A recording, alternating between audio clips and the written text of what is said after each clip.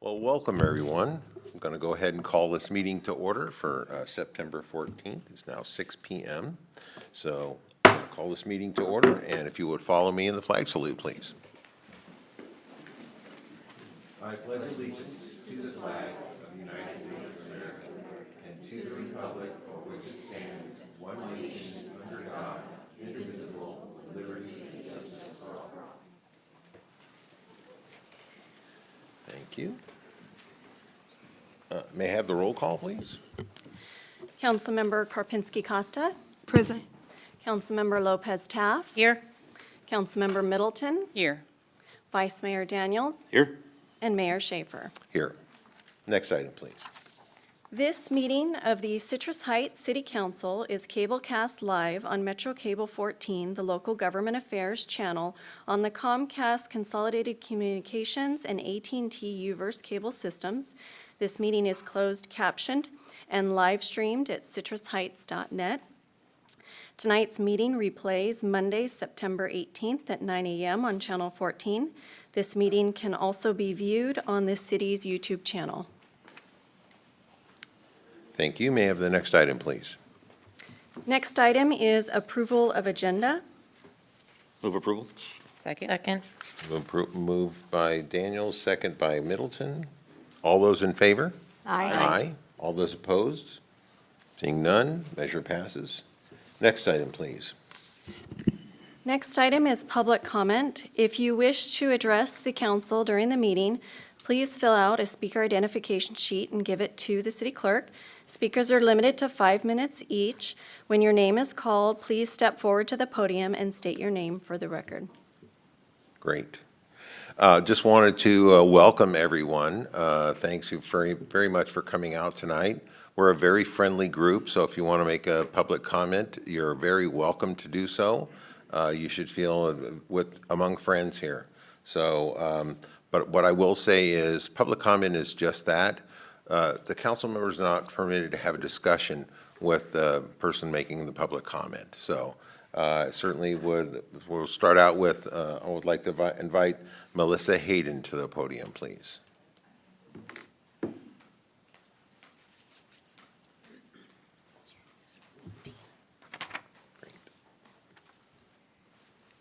Melissa Hayden?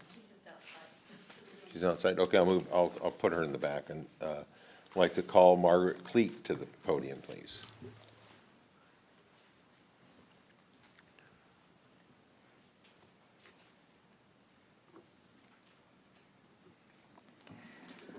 Good evening, and thank you for the opportunity to speak today.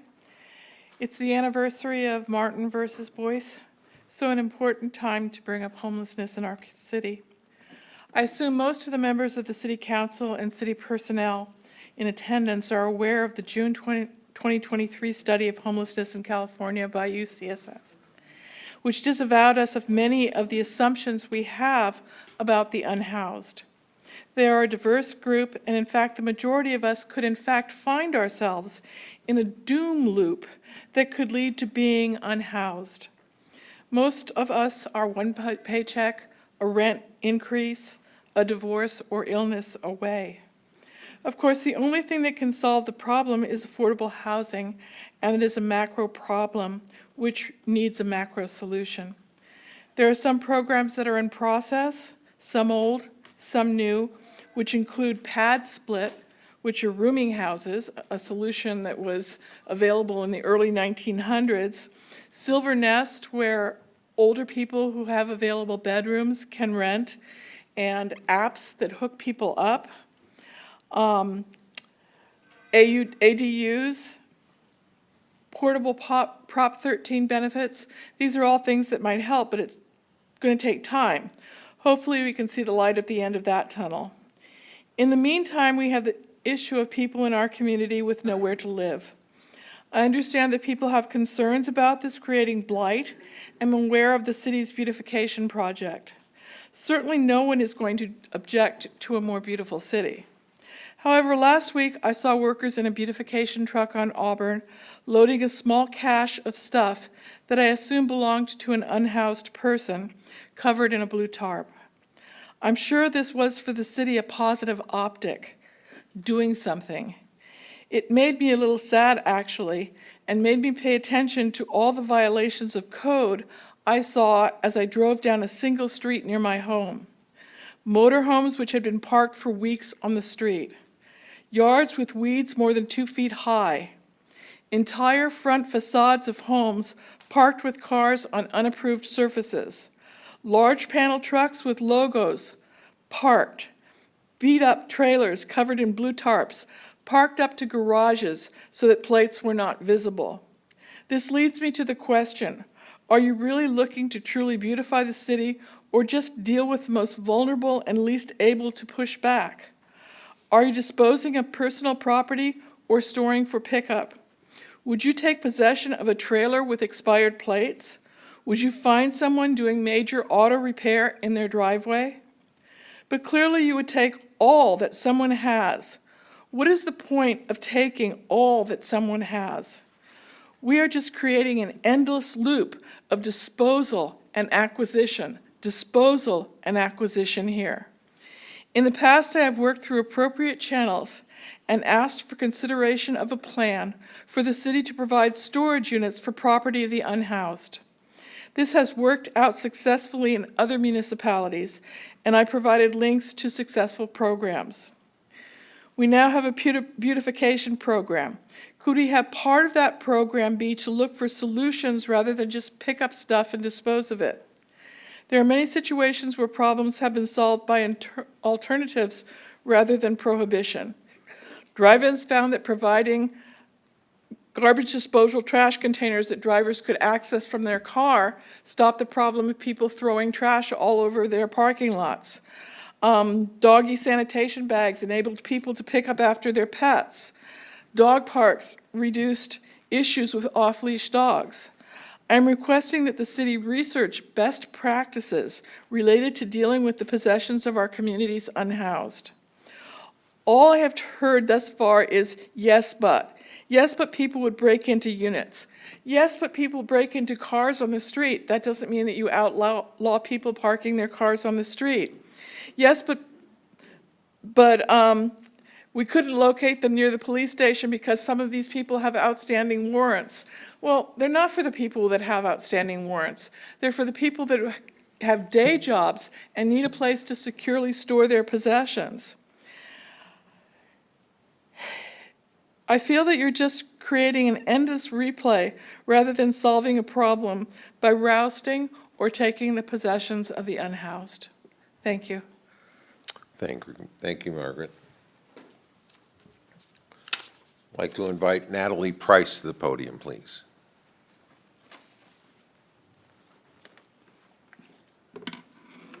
Hello, Mayor, Vice Mayor, Councilwoman. Thank you for having me up here today. My name is Natalie Price, and I, as of June, have taken over as president of REACH, the Residents Empowerment Association of Citrus Heights.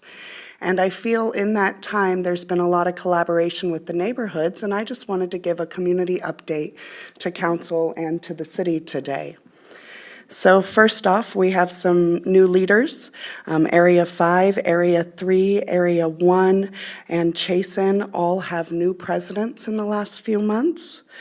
REACH itself has some new representatives on the board, seasoned leadership in the community such as Kathy Morris, but new to representing on the REACH board, and we've had some great collaboration. We've reached out to the Citrus Heights Police Department and asked them how we can better be a partner to them. So we're working with Lieutenant Wes Herman. He'll be coming to our REACH meetings and telling us how REACH can serve projects that serve the community need. REACH and the neighborhoods are very eager to have a strong community presence and build back up the active nature in which they once had. We've chosen to get rid of the word association when talking about the neighborhoods. So if you could try to match your language, we're adopting the term area. When people hear association, they feel that there's money involved, and just for living in Citrus Heights, you are part of a neighborhood. There's no dues, and we really wanted to relate that. Area 4 is still inactive, but the presidents of Area 5 and Area 3, our new board members, are stepping up and working to build that area by being a safe space for Area 4 residents to join meetings and ask questions and work with them to get going. Reach and the neighborhoods are working with the city through programs like Your City Scoop, the Pona Movie Night, the Reach Good Neighbor Week, the SOAR Citywide Yard Sale, and a Good Neighbor Block Party. Some of these programs are done in collaboration with our neighborhood partners such as the Citrus Heights Arts, the Kiwanis, the Antelope Lions Club, and others. We're working with Courtney with the city and our engagement department. We're helping to make the best of our NIP funds and do good by our citizens in Citrus Heights. We're unveiling a new glasses donation bin at the Sylvan Community Clubhouse on September 30th. The glasses that are donated to this bin will go to the Folsom Project for the Visually Impaired, which gives skills to inmates and vision to those who are in most need. Residents will be able to go by starting on September 3rd at 1 o'clock when SOAR is having a block party at the Sylvan Community Center. Drop off their glasses, and it will be outdoors, so easy drop off from then forward. I also want to thank council for sending myself, along with some other neighborhood leaders, to NUSA, the Neighborhood USA program. This conference was put on in El Paso, Texas, and we were able to take classes such as adaptive play yards, gathering the community for change, pollinator gardens, and we learned about the Missouri Good Neighbor Week. Jimmy Carter signed into existence September 28th as National Good Neighbor Day. Some small town in rural Missouri decided they were going to celebrate that day with acts of neighborliness. From there, it developed into an entire state celebrating being neighbors, and now they are doing over 10,000 acts of kindness during Good Neighbor Week. Reach is looking to replicate that here in Citrus Heights. So we are already around the city trying to get neighbors involved in doing neighborly deeds, such as giving cards, gifts, cookies to neighbors, recognizing them as being good neighbors through a program that's online where we will be recognizing our good neighbors, our engaged neighbors with certificates. We also are asking that people participate in good neighbor activities such as yard sales, block parties, social gatherings, barbecues. Have your neighbors over for a little connection. We all know it starts with hello, and these projects give new reasons to say hello. I believe coming down the pipeline, you may see a proclamation for a Citrus Heights Good Neighbor Week, and I hope when the time comes, you consider supporting such an act. And my time is up, so I want to thank you again for all the support that the city and council gives to the neighborhoods and to Reach. And to my residents watching, this is a call to action to please get involved. Okay, don't run away yet. So can you remind us when you said it was September 3rd, your 30th. yard sale? So September 30th, in recognition of Citrus Heights Good Neighbor Week, we are promoting a citywide yard sale.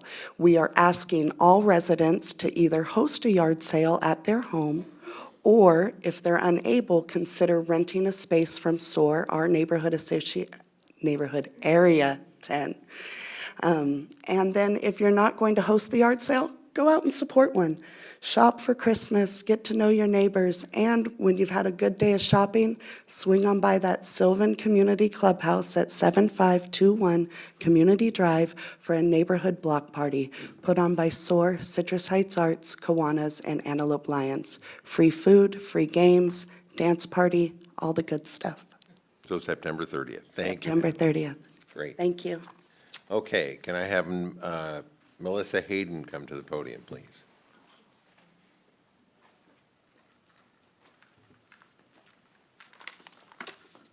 Hi, council members. I was here about a year ago discussing animal control, shelter, and all that, and I'm back. Had some medical issues, but the mission has never stopped. We have no TNR in the last year. We have not improved. We have not done a microchip type of function to try to help animals be reunited with their owners.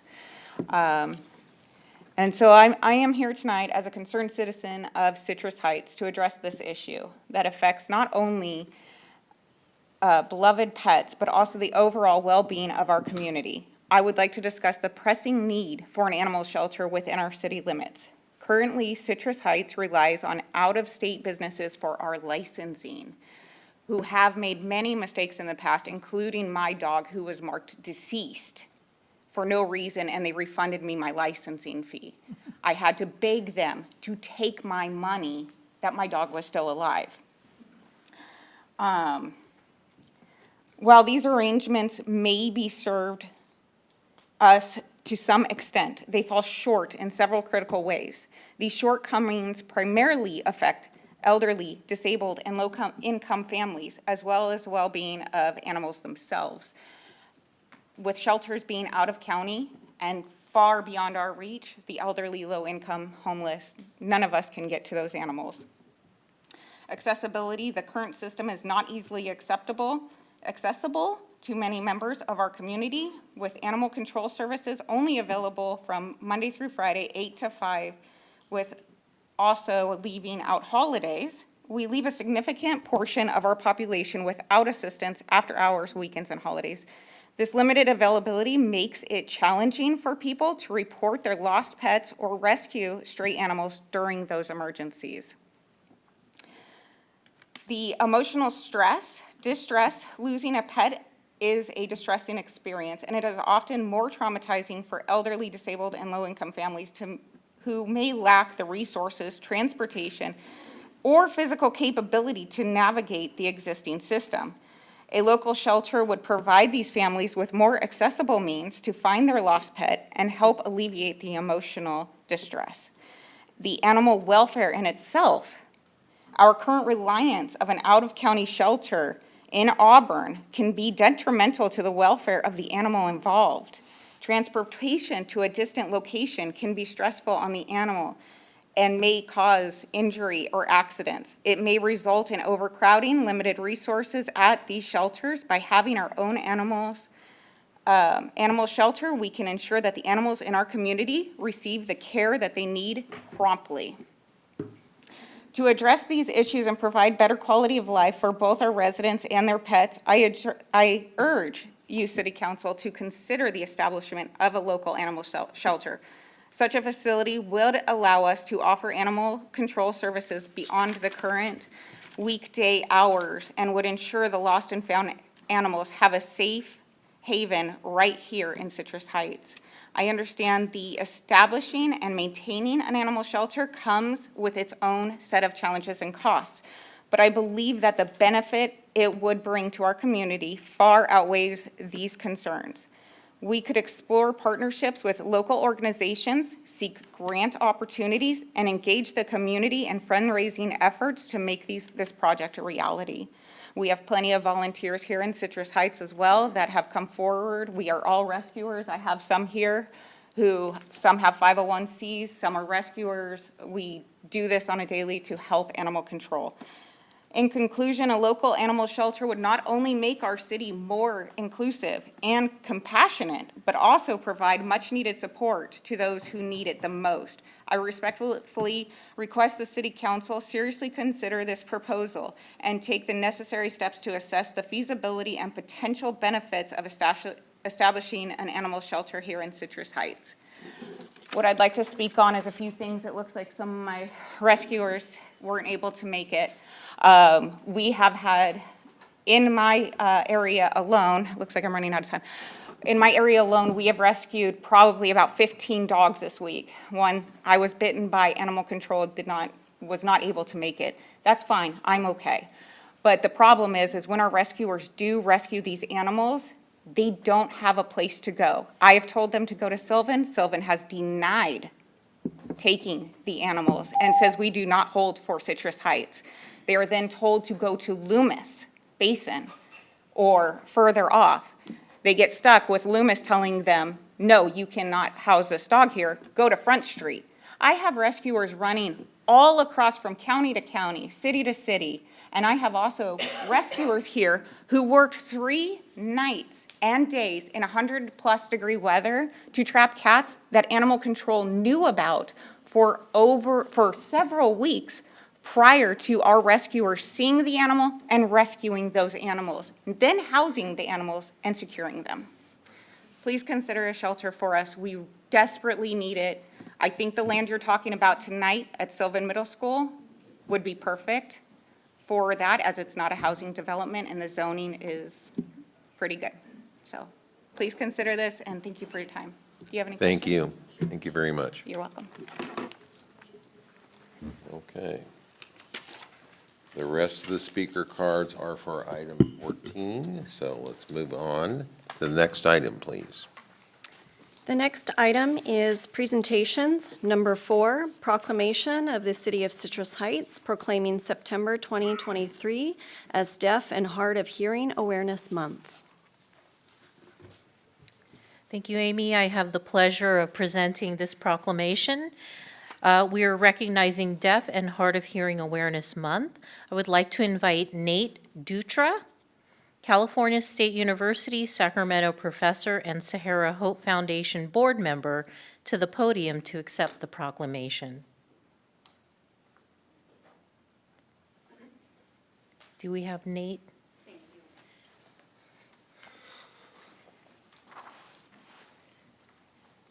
That's my interpreter.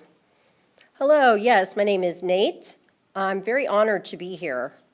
I live in Sacramento, Citrus Heights, most of my life. And when I started my new job as a teacher at Del Campo High School, I was looking for a home. Fair Oaks, Rancho Cordova, and I decided here, Citrus Heights. I love this community.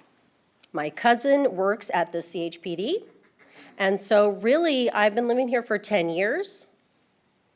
And wow, I love this community.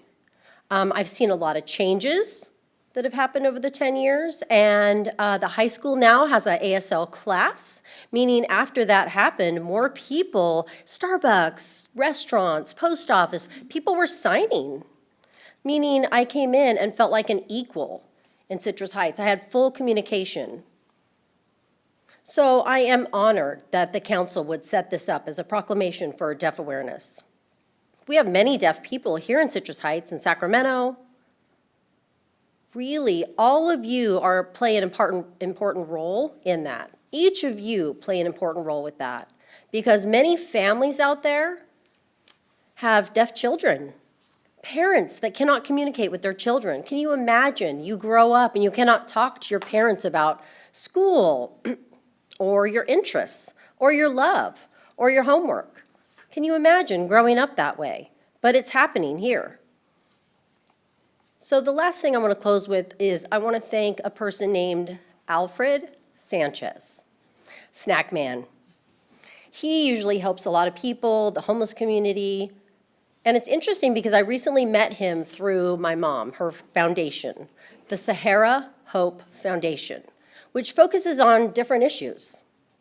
And we pass out something called the Bag of Hope for homeless people.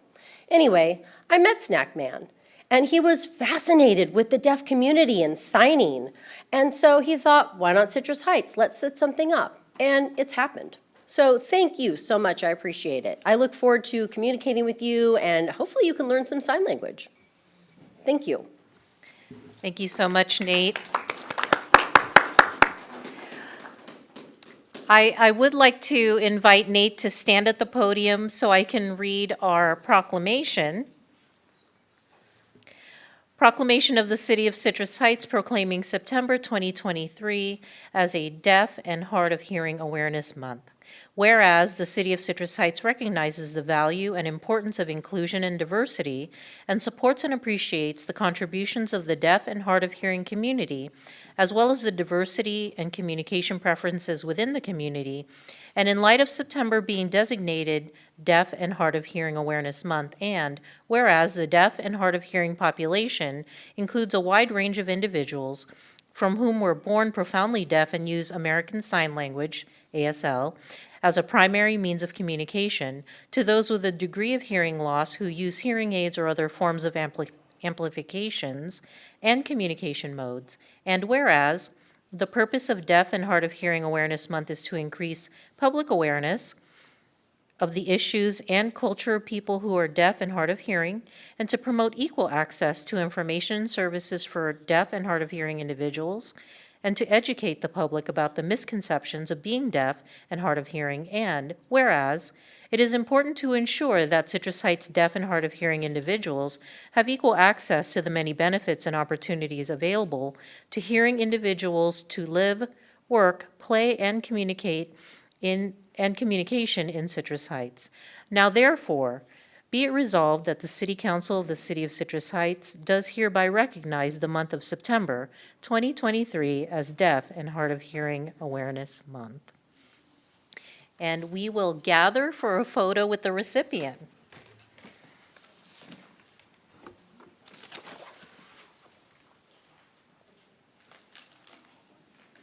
Inviting all other deaf members that are present to also be in the photo.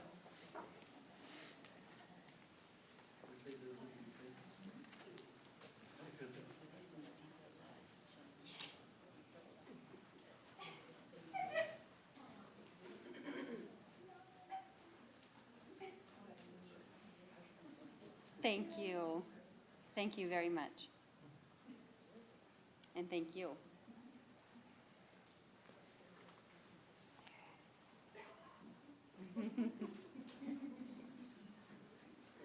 Thank you.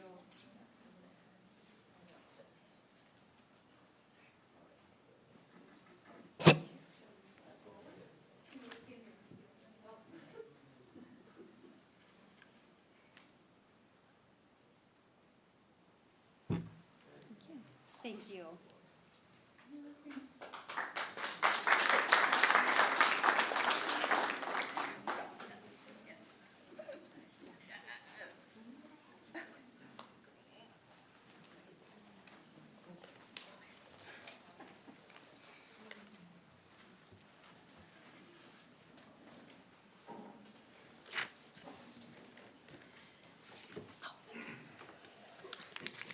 Okay. All right, the next up is the proclamation in recognition of Prostate Cancer Awareness Month. The recipient of this proclamation is Beverly Nicholson, Greater Sacramento Prostate Cancer Support Group Facilitator. Unfortunately, Beverly was unable to join us tonight. Therefore, I would like to read the proclamation, and we'll be sure and give this to her.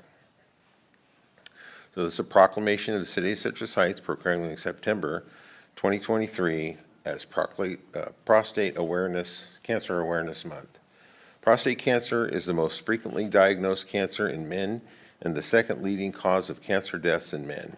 And 1 in 8 men have had a lifetime probability of developing prostate cancer. 1 in 8 women also have a lifetime probability of developing breast cancer. And the American Cancer Society estimates that there will be 288,300 new cases of prostate cancer in the U.S. in 2023, resulting in an estimated 34,700 deaths. And it is estimated 26,970 men in California will be diagnosed with prostate cancer this year, and it's estimated that 4,970 California men will die from this disease. Risk factors for prostate cancer are increasing age, African ancestry, a family history of the disease, and certain inherited genetic conditions. The 5-year survival rate approaches 100% when prostate cancer is diagnosed early, but drops to 32% when it spreads to other parts of the body. And the American Cancer Society recommends that men have a conversation with their healthcare provider and make an informed decision about whether to be tested for prostate cancer. And the City of Citrus Heights joins communities across our nation to increase the awareness about the importance of men to make an informed decision with their healthcare provider about early detection and testing for prostate cancer. Now therefore be it resolved that the City Council of the City of Citrus Heights does hereby recognize the month of September 2023 as Prostate Cancer Awareness Month. So we'll be sure and get that to Beverly Nicholson. So Moving on to the next proclamation, we have be read by Councilmember Jana Karpinski Costa for National Forensic Science Week. Good evening. I'm thrilled to do this because I always wanted to be a forensic scientist instead of being a veterinarian. So I would like to invite Lieutenant Chad Morris to the podium to say a few words, and Danielle Vial.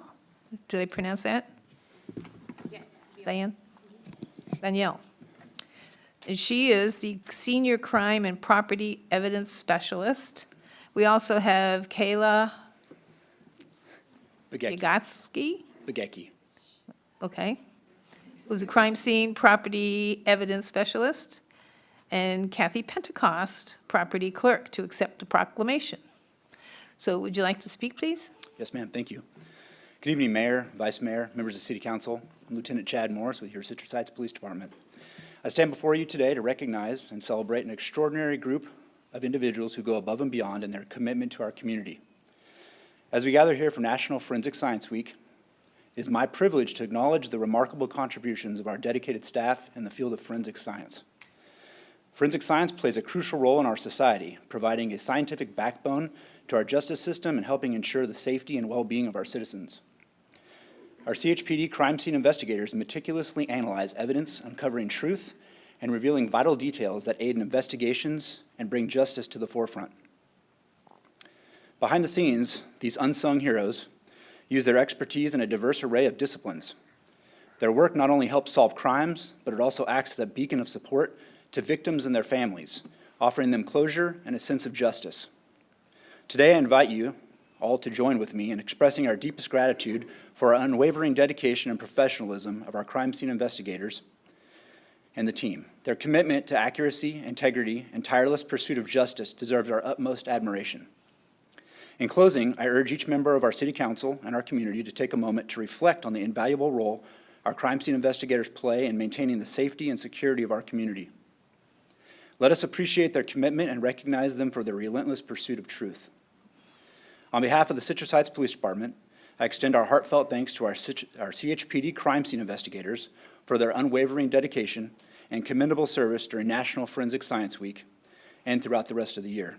And without further ado, I would like to introduce you to our Citrus Heights Police Department CSI team, which is responsible for making all of this magic happen. So leading our charge is Senior Crime Scene Investigator Danielle Vial. Hello. CSI Investigator Kayla Begecki, and our CSI Assistant Kathy Pentecost. Thank you, and may we continue to support and celebrate the invaluable work of our Crime Scene Investigations team. Thank you very much.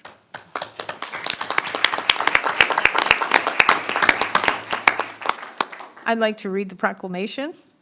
There's no Abby Shudo here, right? So this is like, Oh, one more thing. where's Abby? We have Shelby Spiegel, who's also part of this fabulous team that couldn't be with us tonight, but I want to make sure I didn't leave her out. Oh, good, we didn't forget somebody. Yeah. So whereas the third week in September 2023 is recognized as National Forensic Science Week, and whereas forensic science service providers address critical questions in civil and criminal investigations and trials in the United States, including by providing scientific conclusions relating to forensic evidence. And whereas forensic science service providers partner with federal agencies to build and maintain criminal databases relating to latent prints, DNA, and other information relevant to criminal cases, as well as other federal, state, and local agencies to ensure public safety. And whereas forensic science service providers serve a vital role in the criminal justice system by providing scientific information to investigators and officers of the court, and whereas the City of Citrus Heights crime scene property evidence specialists are trained in physical evidence collection, observation, and reconstruction of crime scenes to preserve evidence for future prosecution, and whereas the City of Citrus Heights is committed to the use of forensic science in the investigation of crimes, the prosecution and conviction of the correct perpetrators of crimes, and the exoneration of innocent individuals falsely accused of crimes in the United States. Now therefore be it resolved that the City Council of the City of Citrus Heights declares the week of September 17 to the 23rd, 2023, as National Forensic Science Week in honor of the women and men whose diligence and professionalism are tremendous assets to the overall police department team as they work to keep our city and citizens safe. Great.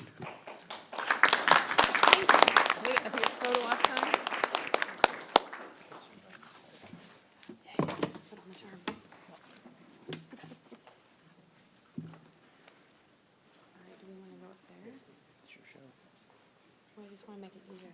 Where is it easier for you? It's just like kind of right here, copy. Okay, thank you.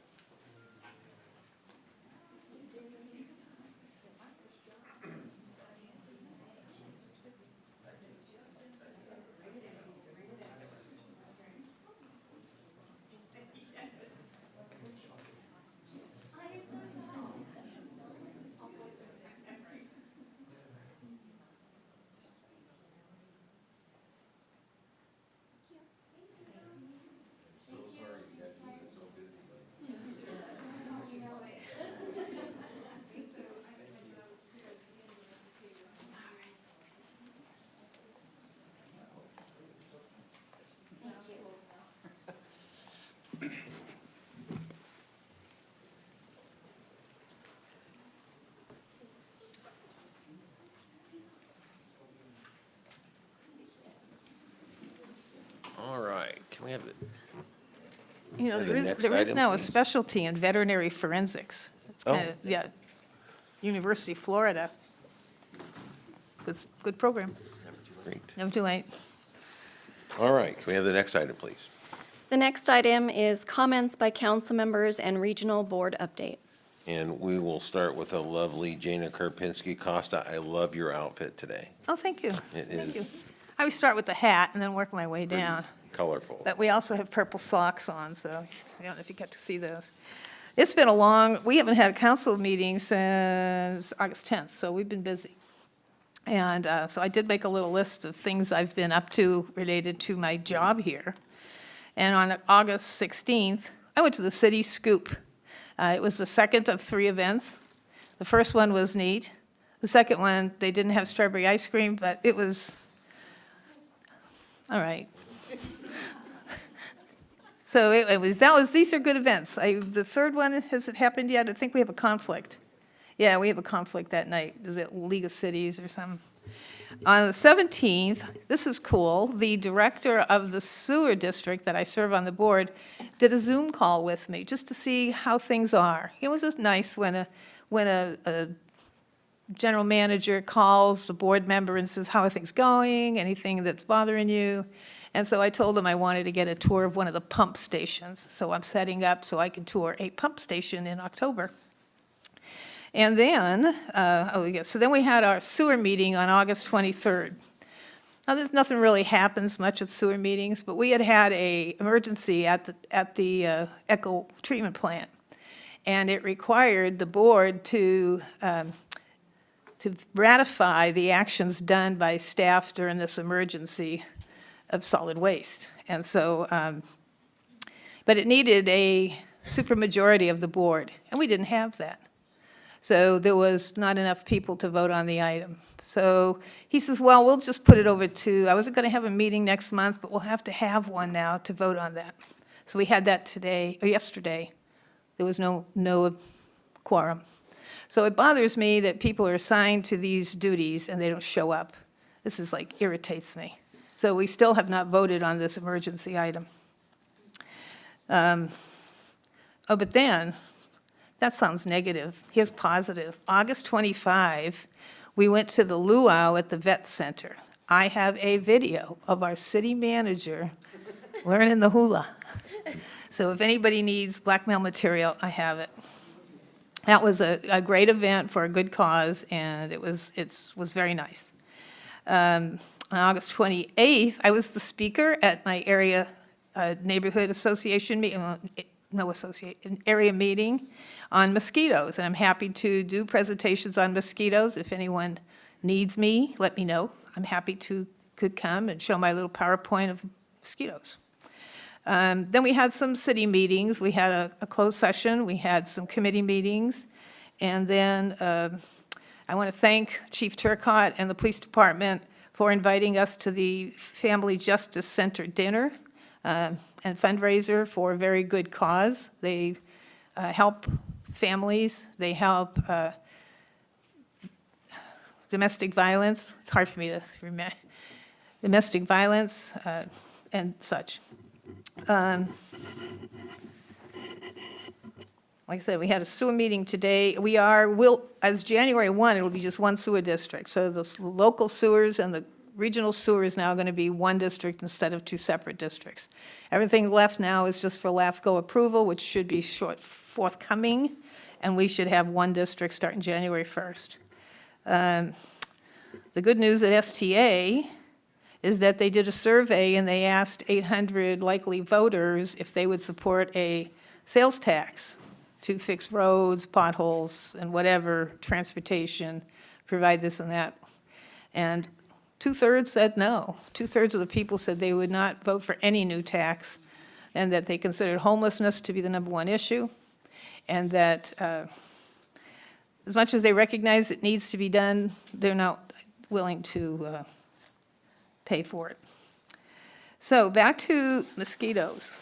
My last meeting, that was since the last council meeting, we had 2 guys from Mali and Rwanda.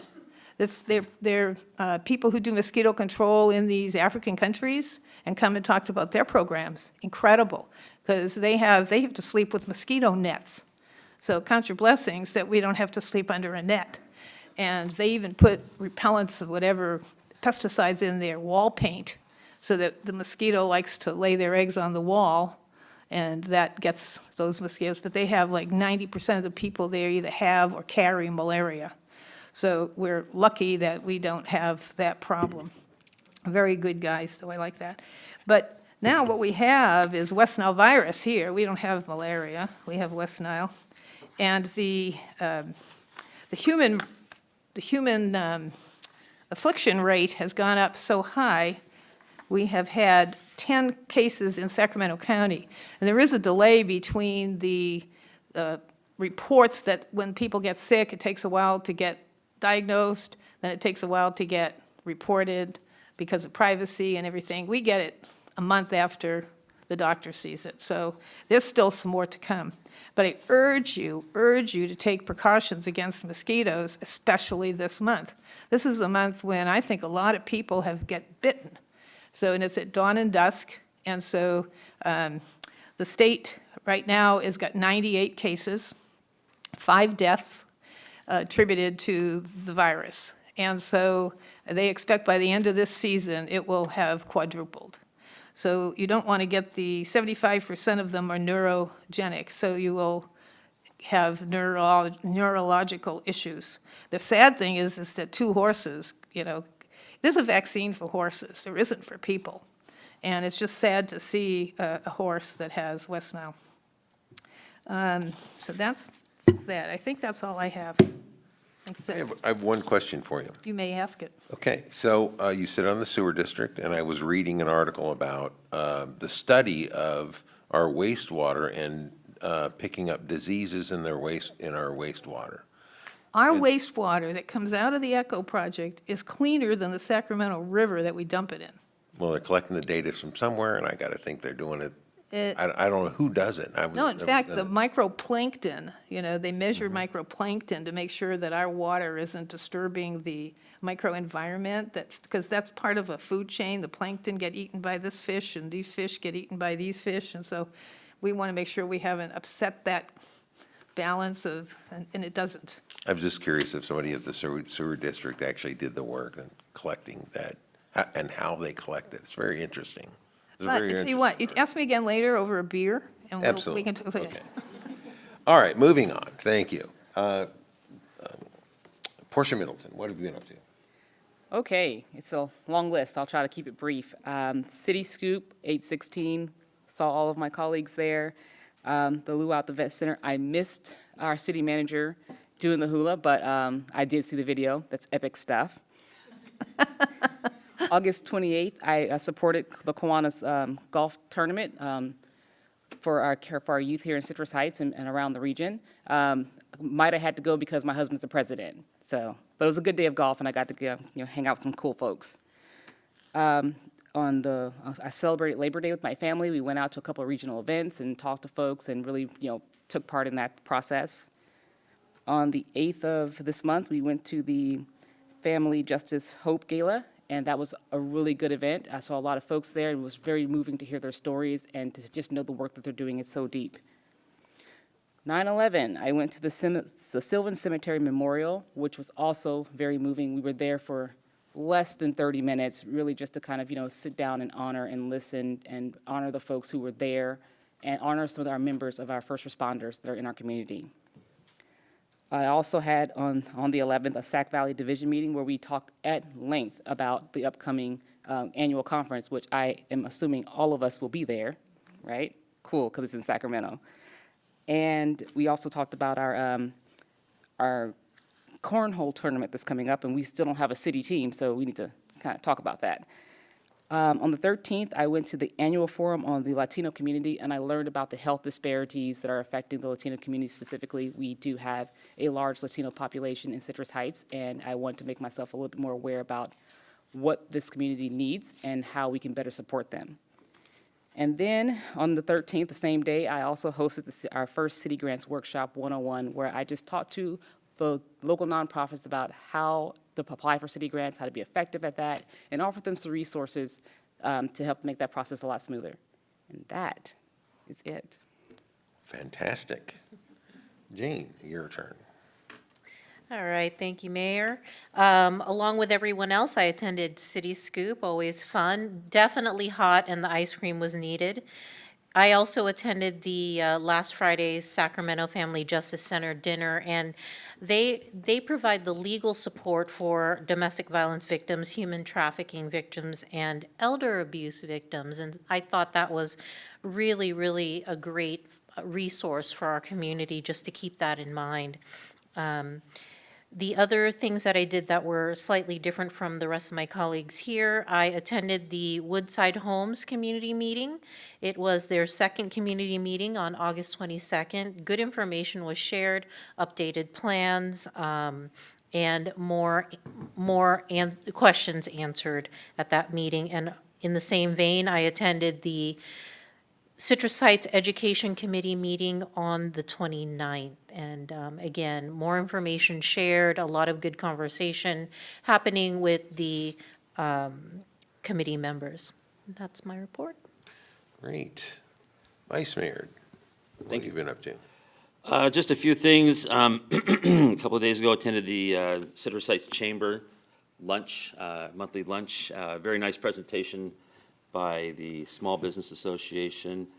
We are privileged to have this section of the government actually located here in Citrus Heights, and they did a good presentation on what's available. And if you're in a small business, there are a ton of resources available for you through the SBA, so I would check that out, definitely. Had the fun privilege of taking my 6-year-old daughter on a date to the Rio Linda Lions Club 12th Annual Steak and Lake out in Rio Linda. Who knew there's a lake in Rio Linda?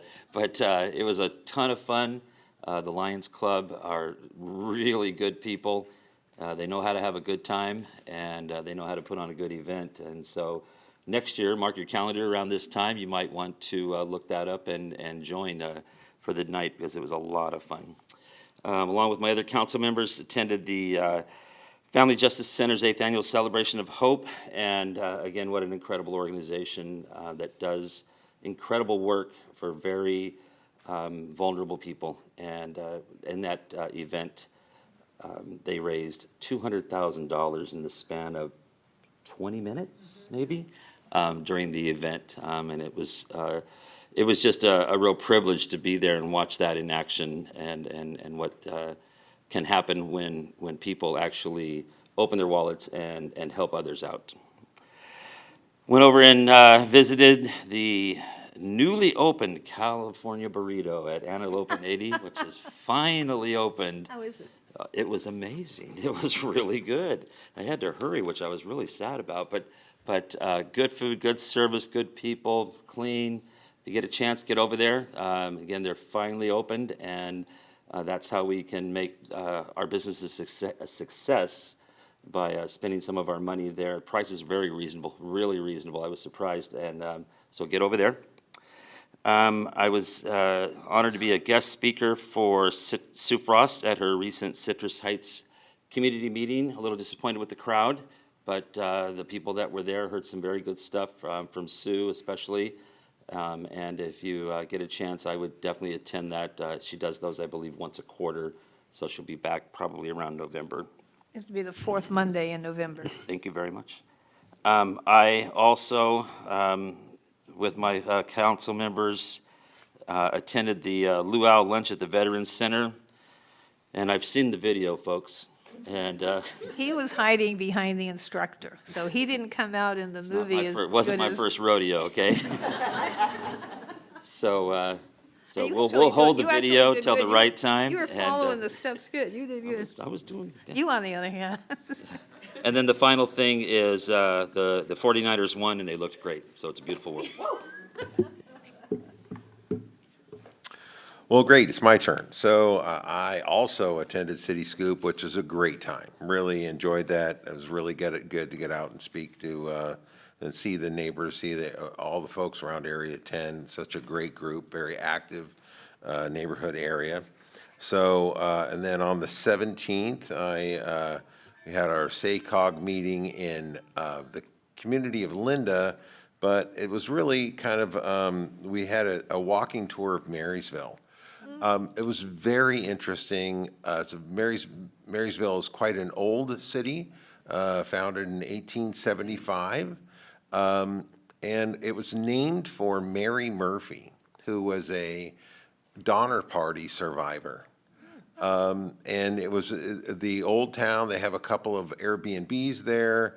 The tour of the old town, and they have a Chinese museum. It's one of the oldest Chinese temples around. It is spectacular. It's you have to really check it because I think it's only open a couple of days a week.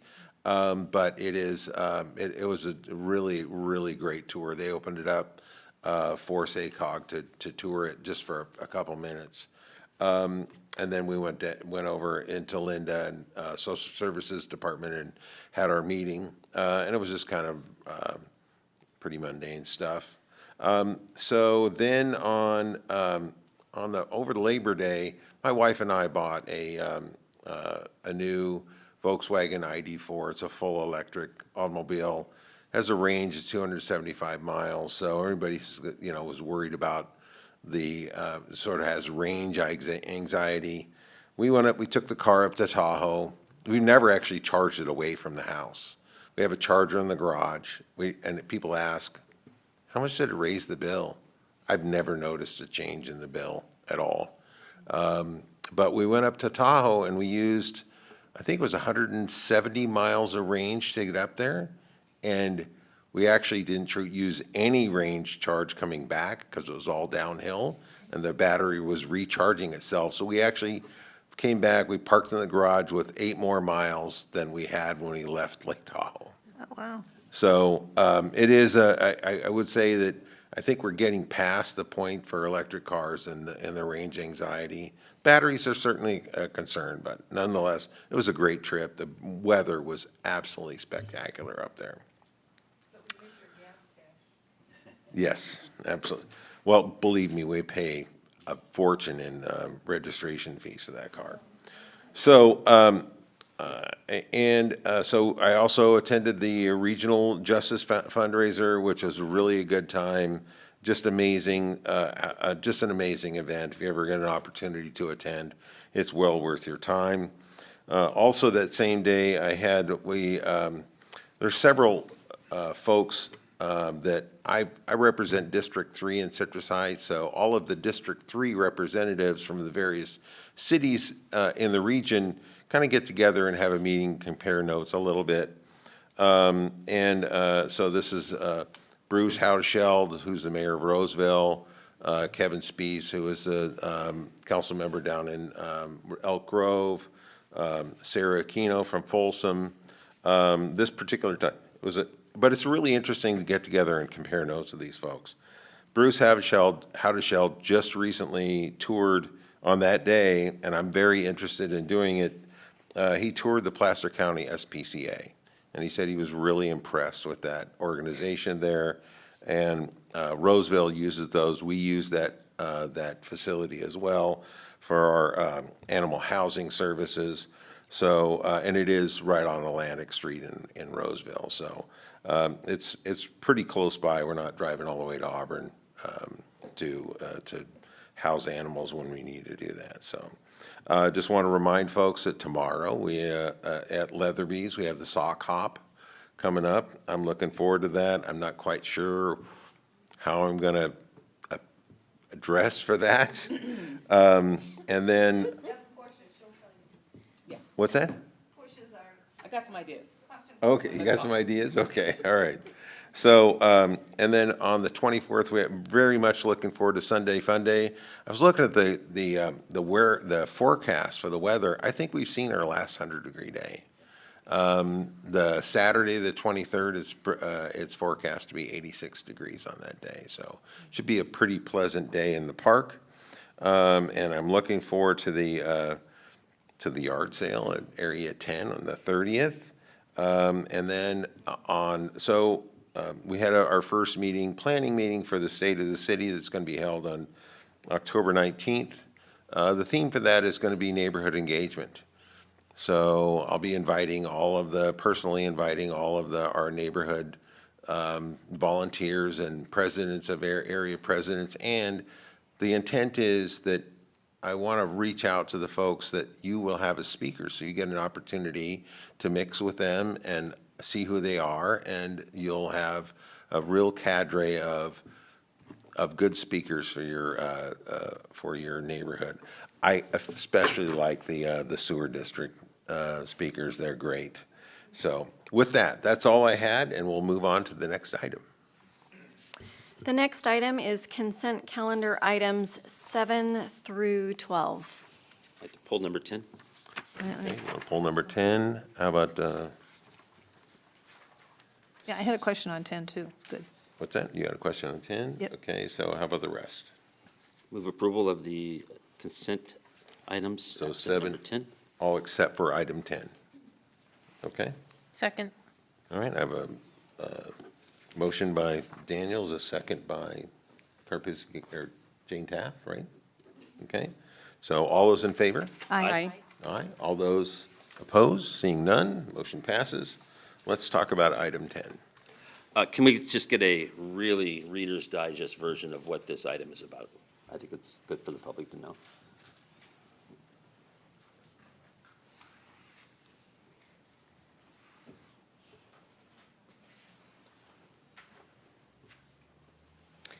Hi, good evening, Mayor, council members. I'm Leslie Bloomquist, City Engineer. Item 10 is to award a consultant contract to Kimley Horn and Associates for design of the Butternut Roseville intersection improvements. And the project also includes yellow reflective backplates at 36 signalized intersections throughout the city.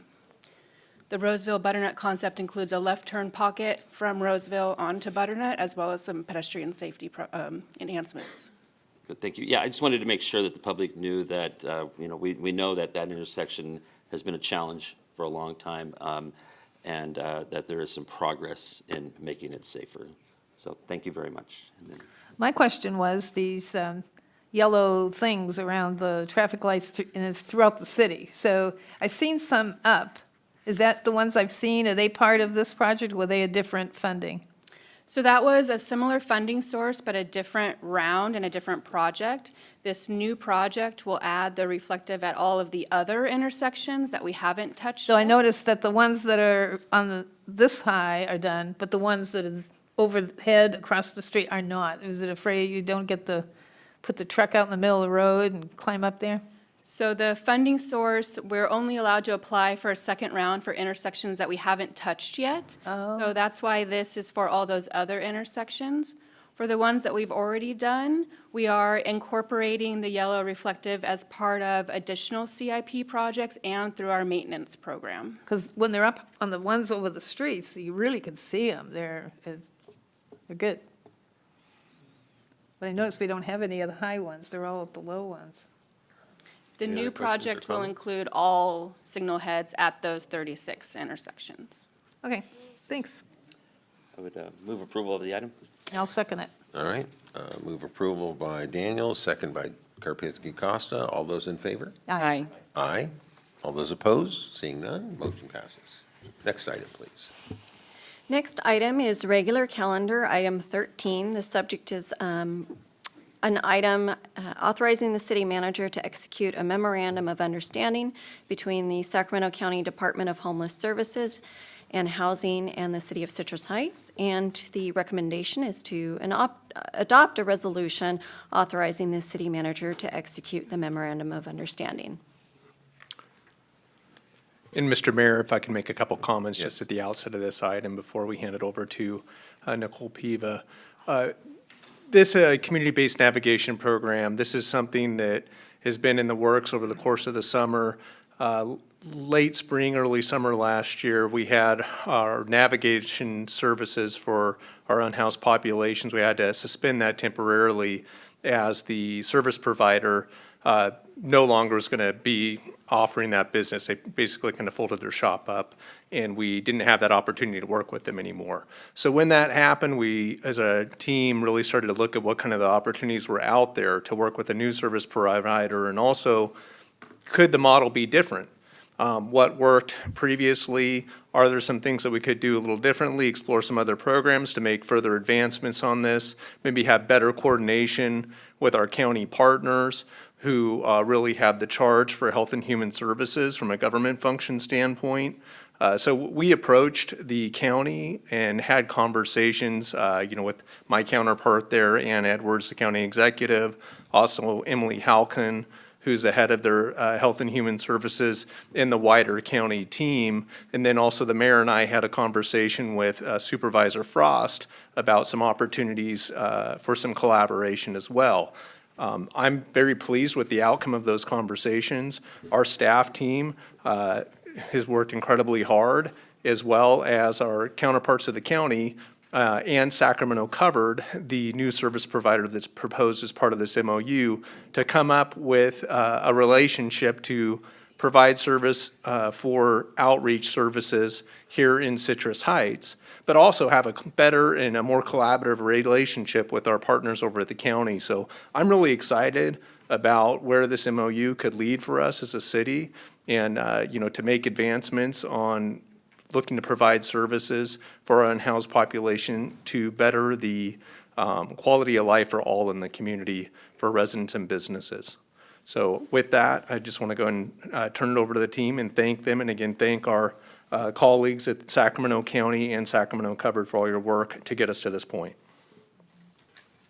Great, thank you.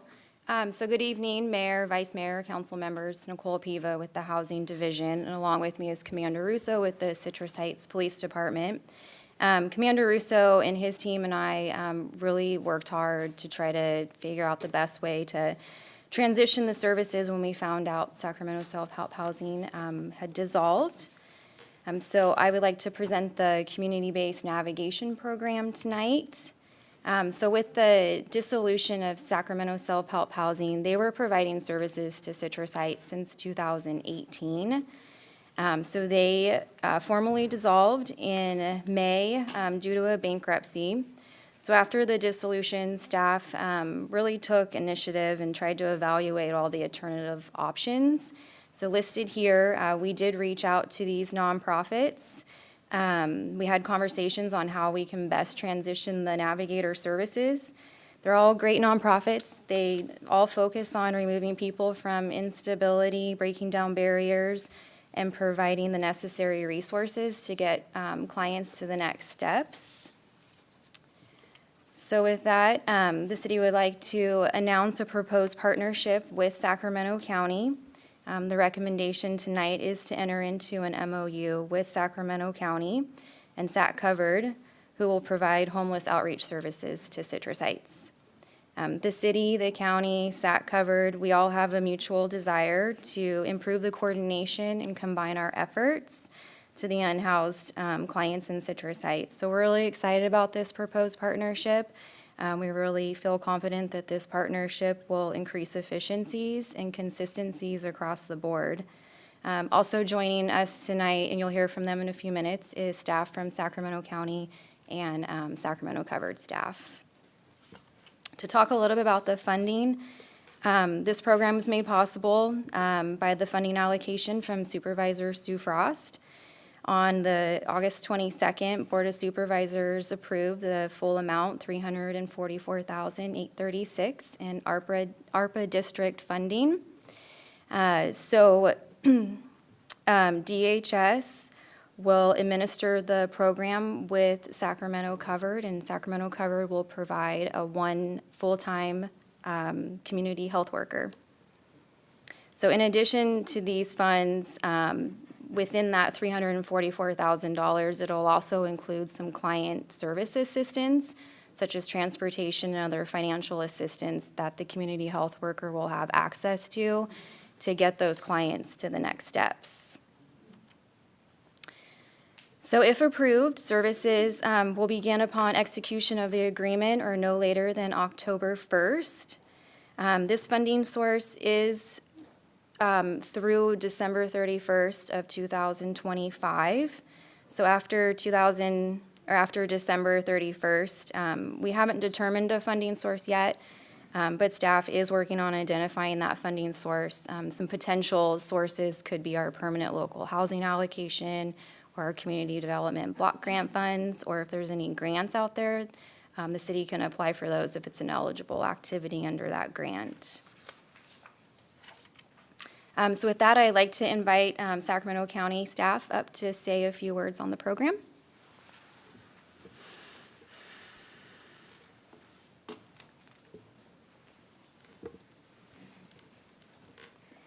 Good evening, Mayor, Vice Mayor, and council members. First and foremost, before I get started, I just want to say it's been an absolute privilege to be a guest here today at your council meeting and learn more about your community and upcoming events. You might see me at some of those. So I want to start with a few acknowledgements. So as Nicole mentioned, I'm the Assistant Director of the Department of Homeless Services and Housing. And first and foremost, we'd like to thank the staff we've been working with here, including Nicole, Casey, and Ashley. It's been a wonderful collaboration and really working to strive to understand the needs of the Citrus Heights community and how we can best serve them. I also want to acknowledge the Sacramento Covered team that you'll hear from later today, Kyle Stefano and Scott Young. We've had an informal and formal relationship with Sacramento Covered going back several years. We entered into a formal agreement with them in 2022 and currently contract for 22 navigators in our community. And so the partnership with Citrus Heights will be to expand those services into your community. And we've had several successful outcomes and great partnership over the years. And leveraging this contract really allows the opportunity for the Citrus Heights staff through this contract to access the resources and the full breadth of different services available through the county, through the SAC covered contract. I also would like to acknowledge Supervisor Frost, who provided this allocation through the district for ARPA funds. And so we're really excited to be able to provide services through the term of that funding allocation and work in partnership with Nicole and the team. And with that, I'm keeping my remarks brief because I know you probably would love to hear from the providers. So I'm going to go ahead and introduce Kyle Stefano, VP of Clinical Services with Sacramento Covered. Thank you. Thank you.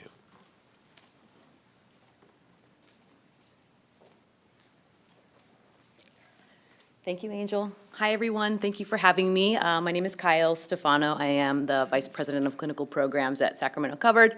And just a little bit about us, I'll keep it brief. We've been around for 25 years this year, which is awesome. We're very proud of that. And we started off really as an agency that was focused on healthcare. We helped people get connected to healthcare coverage so they can get resources and access to care in the community. And then about 6-7 years ago, we got specifically involved in serving our unsheltered community through the state's whole person care pilot. So that's really when we started working with folks experiencing homelessness. And since then, our program has grown significantly. We have about 80 community health workers that we work with now, and they're all very skilled. Just to share some of the things that we do for the folks that we serve. We help connect them to medical, we get them cell phones, we help with transportation, IDs and documents, anything that people need to pursue housing. I'm very proud to say that just this year alone, we've made about 350 housing placements, including shelters, but a large majority of those are permanent as well. And Angel mentioned we have about 22 folks that are out pounding the pavement doing street outreach these days. And I think I'd just like to say a little bit about the folks that we have out there. Our community health workers, many of them have lived experience and have been homeless at some point in their life or in various stages of recovery. And I think that's very important for building rapport. And all of the folks on our team, they are just all heart, and they are in it to serve the community. And I think that goes for our leadership as well. I'm a licensed clinical social worker, so I'm a social worker in my heart, and I've been doing this work always serving folks who are homeless. Even before I came to Sacramento, I did about 10 years on the East Coast. So I think our approach, and Scott, of course, will share a little bit more too about what we do on the ground, but just from a leadership perspective, it's really important for us to not only serve our clients and the community health workers that are out there really working hard with them and, like I said, building rapport. And from a leadership level, we really want to have good relationships with the community and, of course, law enforcement. We're really excited to work with Nicole and Commander Russo and his team. And I think that we'll continue that approach in Citrus Heights. So, Scott, if you want to come up and Scott's a familiar face, I believe, to some of the folks here. So hopefully that will be nice and reassuring. This is Scott Young.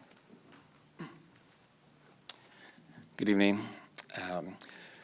I serve as the Director of Street Outreach for Sacramento Covered, and just speaking for our entire agency, I can just let you know we're really excited to be kind of on the cusp of being able to provide outreach services here for the city of Citrus Heights. Speaking for myself, I've worked in the city of Citrus Heights with another agency and been providing helped us provide outreach services for several years now. And also one of our recent hires, one of our community health workers, Gabby Yost, who a lot of you know. Also, I think speak for her to say that she's really excited to have the opportunity to come back to Citrus Heights and work here in your community and provide services as well. And, we just have Gabby and myself, we have a long, many years of relationships here in the city, working with Nicole and other city employees, working with the Citrus Heights Police Department. And likewise, we have a long-standing relationship of working with Sacramento County and also some of your local nonprofits here. We've, for years, we've now worked with Citrus Heights Heart, the Sunrise Christian Food Bank, and other nonprofits. So just wanted to say thank you for the opportunity. We're really glad to be back here in Citrus Heights, and we're ready to hit the ground running whenever you are. So thank you. Great. Any questions from council members? Comments? Yeah, I'll do comments. Just extremely excited to get this back. It's been an unfortunate gap, and I think that visually, I think we can see what has resulted from that gap right now. And so hopefully they get up and running and help out where we can, and we see a reduction of the homelessness around, especially around the Greenback, Auburn area. It's gotten kind of bad up in that area, and so hopefully they can get on that quickly and get these folks resources and options and all that fun stuff. So thank you. Great. My only comment is I wish the homeless folks had stayed the unhoused sort of community that was here earlier. I wish they'd hung back to kind of see what this looked like. I'm also very excited about this. I hope we were able to sort of move the needle with this additional funding. So with that, Ask. Oh. I've been multitasking. Can I ask a question? yes, Thank absolutely. you. I'm not sure who can answer it. I'm not sure which of you. got a thing downloaded from the county about Project Room Key. Is this something like you do? Is this something like you put people in housing and the results of Project Room Key were very promising and very exciting? Is this something you take credit for? Sacramento covered? Yes, no? Nobody has this. Trying to decide who's going to speak. I wasn't sure who would know the answer. I could take a stab at it. So Project Room Key is closed. Is that you guys? But, so the county had run Project Room Key, but our staff definitely placed many, many folks in Project Room Key over the last 3 or so years. And as they have closed slowly, they did it in sort of like a gradual approach, and just the last one closed last month. But we continue to work with the folks that were in there, and many, I don't think many at all got discharged to the street. The county has still supported No, the some folks. results are so impressive. Yeah, I so thought- thank you, yay, Angel. I So, was so impressed, I even asked Ash about it. I said, did you see these numbers? I said, these are pretty good. You guys have good success. yes, thank you, and I think one of the biggest successes with Project Room Key is it helps us to provide services to folks when we know they're in one spot. You know, a lot of the folks that we're serving are, of course, moving around a lot. Well, and so it looks when- how many you got into whatever they needed, whether it was mental health issues or something, you direct them to where they get their help. Absolutely. Yeah, thank you for calling that out. That makes us proud to hear that, so, thank you. So we're not done. So, I'm thinking about what it was like here in the wintertime with the rain and more specifically the cold. I'm hoping that we're kind of looking at, a couple months down the road. Certainly, I know the dust has to settle on this agreement because we're just making this tonight, but I would certainly like to hear that, hey, we're ready to grip for winter because winter is coming for those Game of Thrones fans. Certainly, I So- love it. Yes, we're always thinking about whether it's a hot weather emergency or a cold weather emergency. And one of the wonderful things that we had this year with the rain, and this is also a benefit of having the support of the county. With the weather emergencies, we had some temporary access to hotel vouchers, so we were able to keep folks inside. And the county has guidelines about when we can issue those vouchers to get folks, just to make sure that people are safe. We know we did have some fatalities around the parkway due to trees falling, which was tragic, and we want to avoid that. So, we always learn lessons, and we're already preparing for things like that. And our team that's out there is constantly offering shelter, and not everybody wants to go into shelter, so that doesn't stop us. If someone doesn't want to go to shelter, we work with them to try to get them into permanent housing directly from the street. And that's some of the things I was talking about before with helping folks get document ready. So if someone doesn't want shelter, that's not a barrier for us to work with them.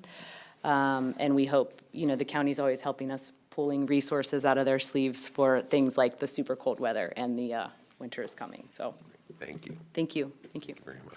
Any further comments, or can I have a motion? Mr. Mayor, if I may, there's one thing I want to just highlight again, is the Supervisor Sue Frost District Award. One of the things when we talked about the funding and how's this going to get funded in the future, what that funding award of more than $344,000 that came as a district allocation from her and the county is, that frees up like PHLA funds and some CDBG funds that we would previously use to fund things like this to allow us to do more here in the city. So for instance, like with the low-income residential rehab programs, things of that nature, allows us to, make advancements in those areas as well. So I just really wanted to highlight that because I didn't cover that earlier, but it does, definitely allows us to do more, and I just am really grateful to her and her staff, as well as all of the county that have supported this, and it's going to be great for our residents. Thank you, sir. Appreciate that. Moving on to the motion. Do we have a motion? Move approval? Second. Motion by Middleton, second by Daniels. Do we need to do a roll call vote, or we just, nope, All those in favor? Aye. Aye. Aye. All those opposed? Seeing none, motion passes. Next item, please. Irene, I have some Oh, repellent wait for a you. second. You know what? Did you have any comments on that item? I did not have any Okay, public comment. okay. Never mind. The next item is item number 14. The subject is allocation of fiscal year 2023-2024 community support funding. The recommendation is to adopt a resolution approving community support funding award allocations for fiscal year 23-24.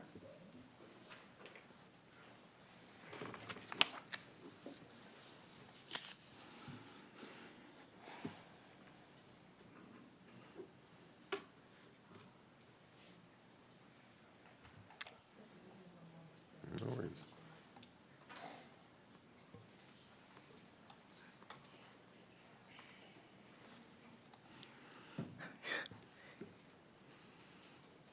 Thank you, Amy, if you can give me a little assistance on that. I'm not locating it. Thank you. Okay. Good evening, Mayor, council members. I'm Courtney Riddle with the Economic Development and Community Engagement Department. Yeah, I'm bringing it a little Thank closer. you. I do tend to speak very softly sometimes, so I apologize for that. So again, welcome to everyone in the audience tonight. Appreciate everyone coming out to support.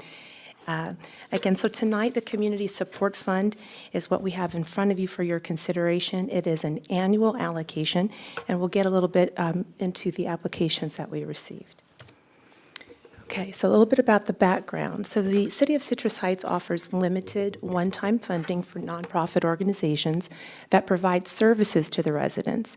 The program this year had $180,000 available, and we had a total of about 6 applicants. Many of them, I believe, are here tonight, so you have a good opportunity to chat with them. Staff took great lengths of working with our community partners through the Citrus Heights Collaborative as well as Citrus Heights Connect, and we advertised the program to about 200 nonprofits and community-based organizations, and we also utilized the city's website to notify folks of the availability of the funds. Applications were accepted from July the 24th, and they closed on August the 18th. And again, we received 6 applications. So the applications that we received were kind of a compilation of partners in the community. The first one was from Campus Life Connection. They support the Sayonara Center in their operations for after-school programs, and they requested $20,000 in funding. The next came from Citrus Heights Marching Band. They requested money for instructional support compensation, equipment and materials, as well as support of the Halloween parade, which I've heard a lot of good things about. They requested $20,000. The Community Capital Link project also requested $2,498 to provide delivery services of meals using their existing partnership with DoorDash to provide some of the pantry staple items from Sunrise Christian Food Ministry. The next was from Meals on Wheels, and they requested $82,000 to provide services for 185 unduplicated seniors here in Citrus Heights. Our 5th application came from Single Mom Strong. They requested $25,365 to increase their existing program services to single-parent households.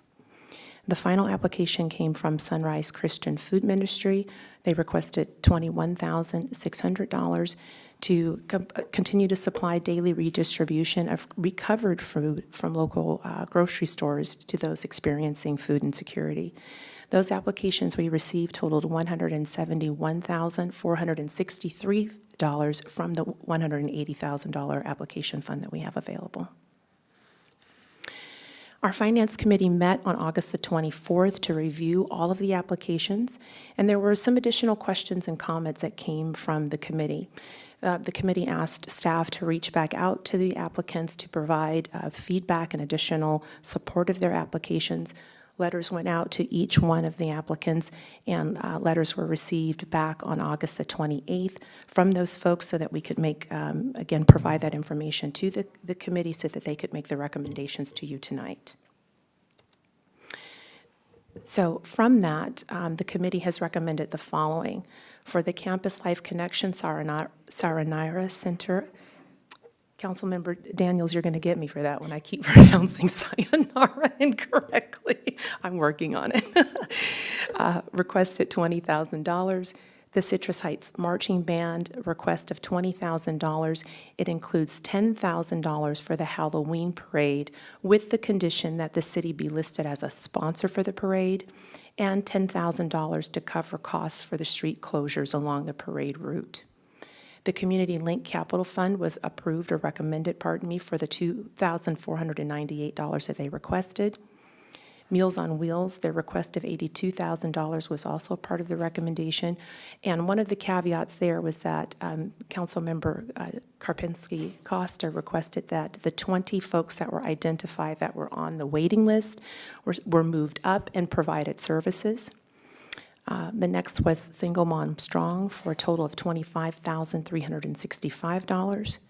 And then Sunrise Christian Food Ministry was not recommended for funding with this round. The committee says that they would like more significant focus on Citrus Heights residents. The total for that recommendation comes to $149,863. So just leaving a note, the city staff is recommending that the balance of the $30,000 that would be left after that award be left for the Economic Development and Community Engagement Department to supply those funds throughout the various grant programs that we have available. And with that, if there are any questions from the council. Any questions? And the neighborhood NIP funds would come out of that 32, right? The way we've written it in the staff report is that those funding would be available across the different programs, so that would certainly be. The neighborhood NIP, neighborhood improvement programs would be. Neighborhood in improvement access programs. those funds? If we had a great number of applications that came in and the current budget was oversubscribed, then those funds would be made available. You hear that, Natalie from REACH? Okay, if there's any further questions? I have a question. Okay, absolutely. Could you go back to the slide where it showed all the applicants, please? Yes, let me see if I can go back. Okay, nope. How far back would you like to see Right there this is one? good. Okay. I just wanted to kind of ask a question of the committee about for Sunrise Christian Food Ministry. Their project description says daily redistribution of recovered food from local grocery stores to those experiencing food insecurity. And we know we have this unfunded mandate from the state. I just want to know what the thought process behind that was. Why are we not trying to help out local business owners? Because the money wasn't to be used for that. It was to be used for porta potties. Oh. Did you read his application or her application? Yes, but I was wondering why. Porta potties and $12,000 for rent. And porta potties, I'm not sure what for. I guess it's for people waiting in line. So that I was asked, that's why I'm asking for the clarification, because the project description here says one And thing. then the other option, the other problem with that application was that he admits that, or she admits that only about 25% is Citrus Heights residents that they serve, and that since they started taking federal monies, that they cannot reject anybody. So they take, and they do a good job, that isn't the point, but this is not the CDBG money. So the CDBG money is a different pot of money. Right. No, I understand. And they're on that pile too, so. Yeah, my specific question was the project description listed here in front of us and what's in our. Is not what's on the application. Right, exactly. That, I just wanted to point that out, yes. Not to cause a fight on the dais, right? Just to point it out. Okay. Thank you. All right, any other comments or questions? Okay, moving to public comment. Do we have any, I have public speaker cards here, but are there any other comments? I have one written comment that I will read after the other Okay. public speakers All have right. spoken. So I'm going to go ahead and open the public. We need to open the public hearing for that? No. So, so I'd like to call Jennifer Masello to the podium.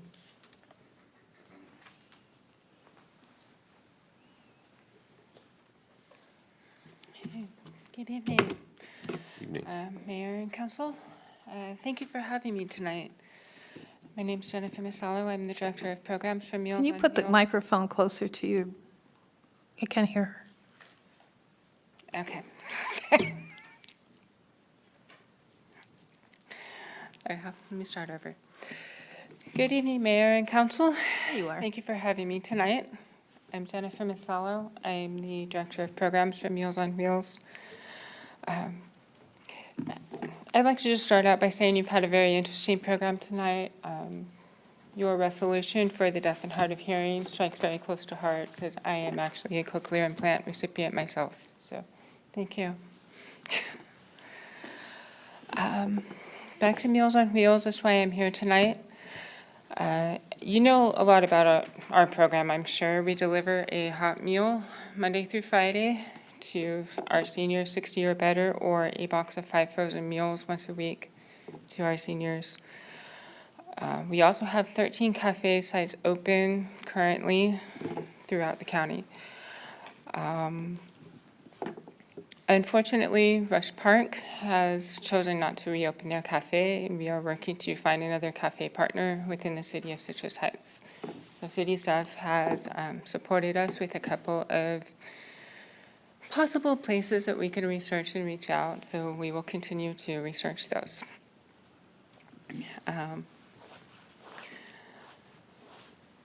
So we really wanted to express our gratitude for your support for our program over the years, and we're asking for, or requesting, the $82,000. It will allow us to serve 20,500 meals within the city of Citrus Heights to 185 seniors at a cost of $4 per meal. In our conversations with the city staff, they expressed a concern about the fact that we still have a waiting list. Prior to COVID, we didn't have one. It happened in the aftermath. Everything shut down and demand for our services skyrocketed. So we're still plowing through that, and we're trying to get through that. The good news, though, is that Citrus Heights has less of a waiting list than the surrounding areas in the county. We have 500 people on the waiting list right now, and only 20 of them are Citrus Heights residents.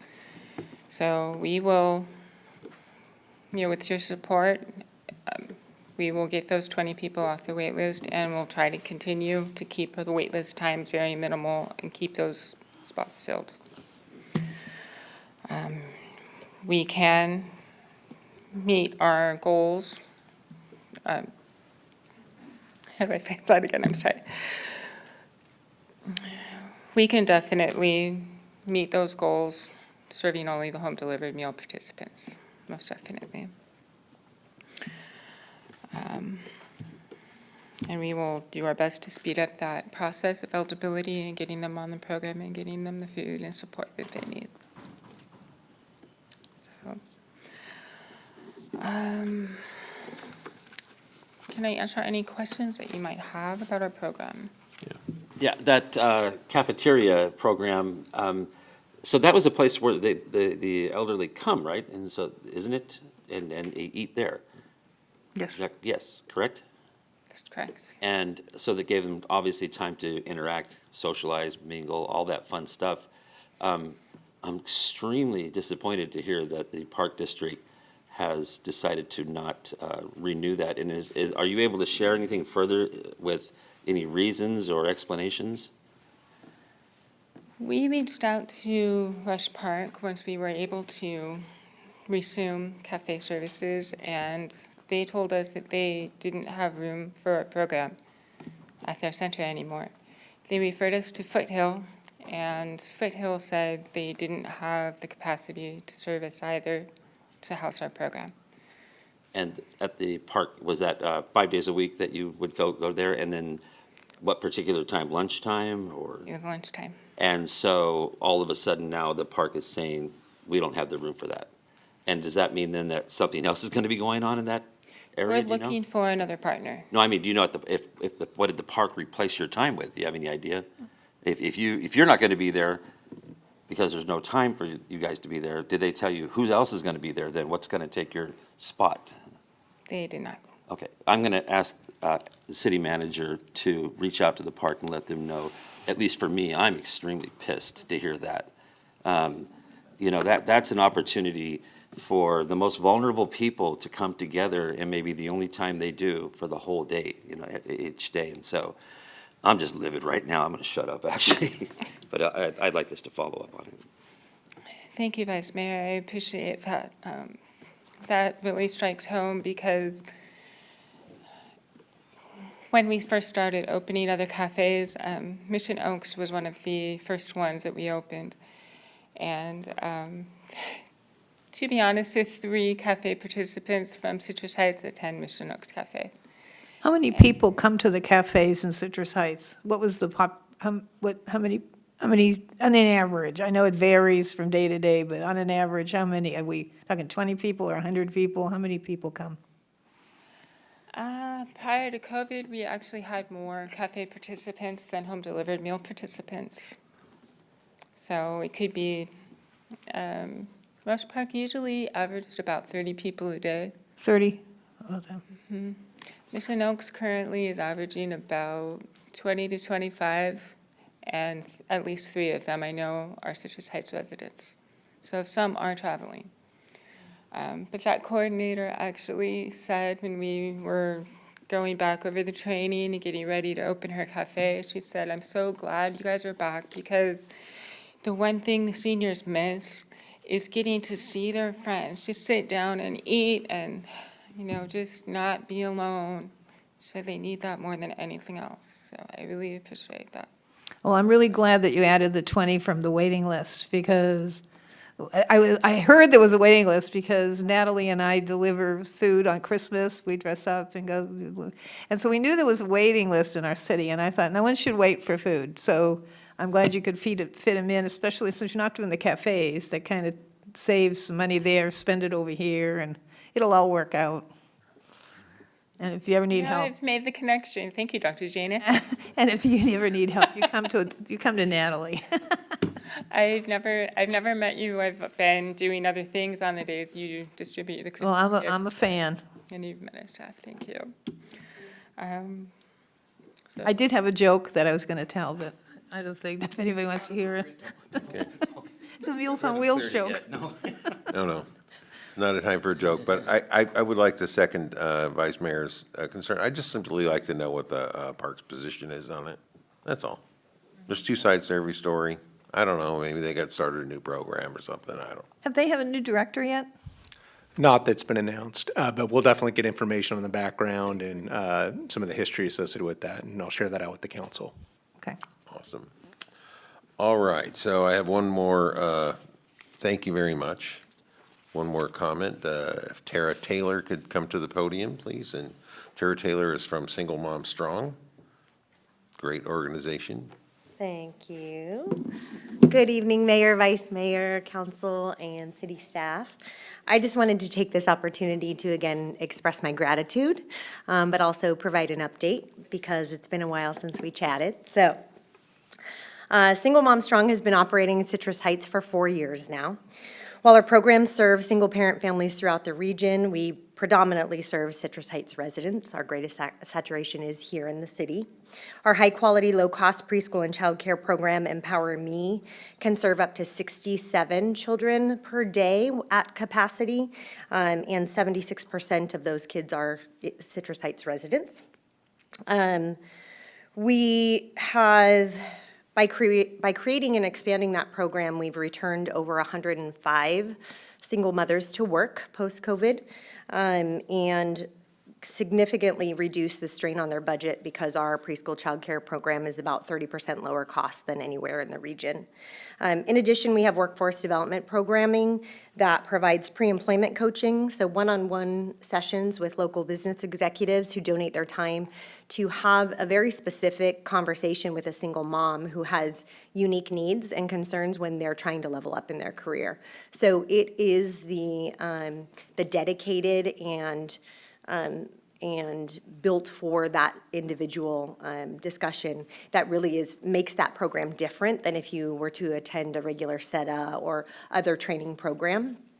So we're really excited about the expansion of that. Additionally, we recently opened, with your help from the construction cost grant provided last year, our career clothing closet, which provides free professional clothing to single parents. So when they return to work or go for that interview, they can do so confidently in the appropriate clothing at no cost.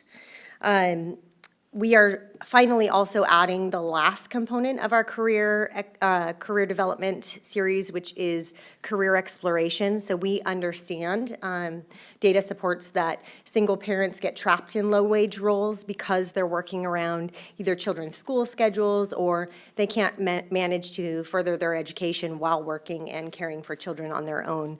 So we've identified and partnered with SMUD and other local organizations, industries that have low entry barrier, but high income potential and are family friendly. And so these events will give our moms access and information about those industries and gateways into those careers.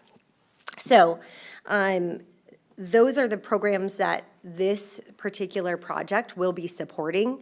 We're basically saying now that after our 4 years, we have the infrastructure in place to not only provide all of this programming, but provide it on a much grander scale. So we've asked for the funding in order to level up and serve quite a few more single-parent families. Specifically, the project will serve in Citrus Heights over 300 Citrus Heights residents. This Single Mom Strong's growth is a testament to why something like the community support funding works, because every time we've applied for these dollars, it's always been for upfront costs to build and grow. And each time, the first year was $9,100, last year was $15,000. Each time we have leveled up and met every goal that we set in those project outlines, and we intend to do that again now. So I want to thank you for making this opportunity available and for your continued support of our organization. You still have the male mentoring? We do. You didn't mention that, and so we have some Well, wonderful because I males. didn't ask for money for that. But it is something you do, though. We You didn't do, ask for yes. money for the clothes closet, Yes. you do that. Yes.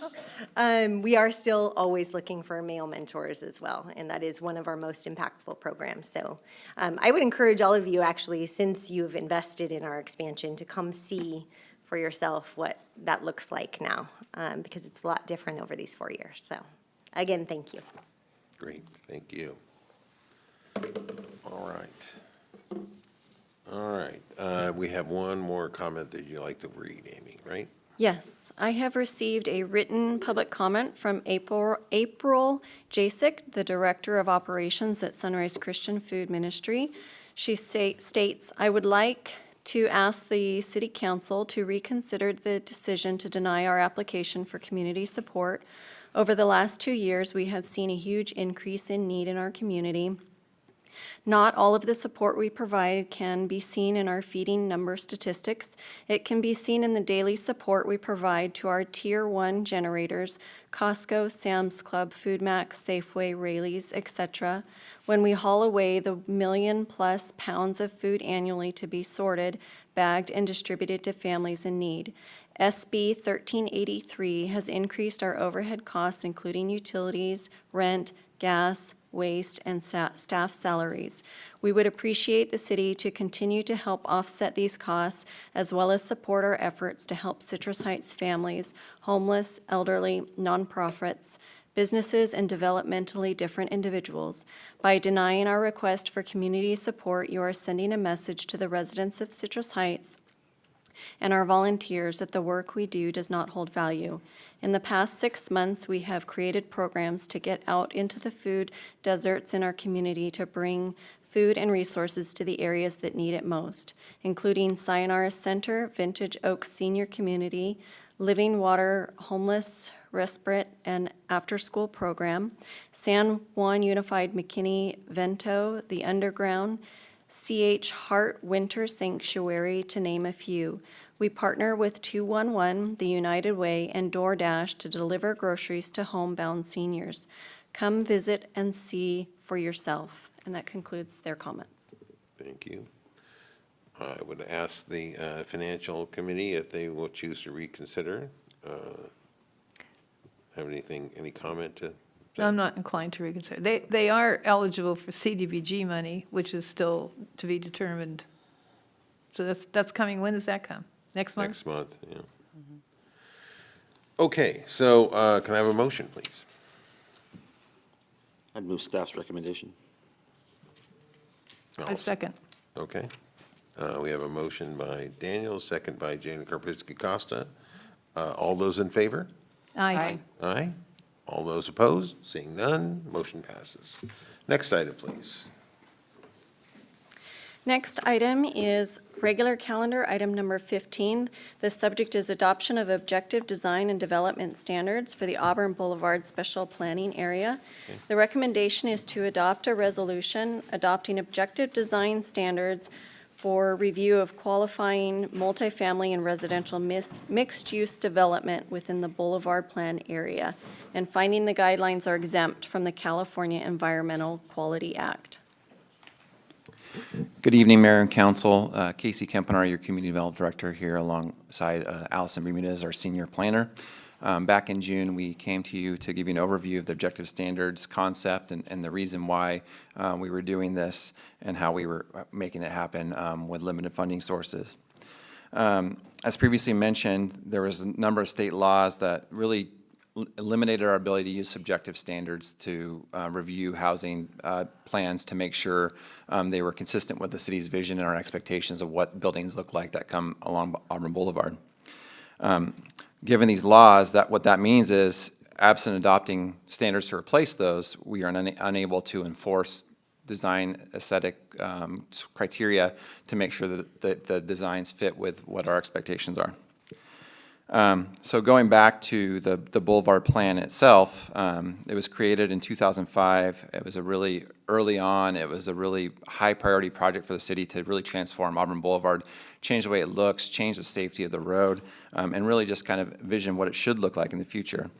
It was developed with 2 years of community engagement, and there was a lot of community pride and excitement about it, and ultimately was adopted unanimously by the council. The intent is to guide Auburn Boulevard into a mixed-use environment with various nodes of different characteristics, some more urban, some more suburban, some more service-oriented. And it was all meant to complement the heavy investments the city and the region have put in for the complete streets projects that have been going on for the last decade or so.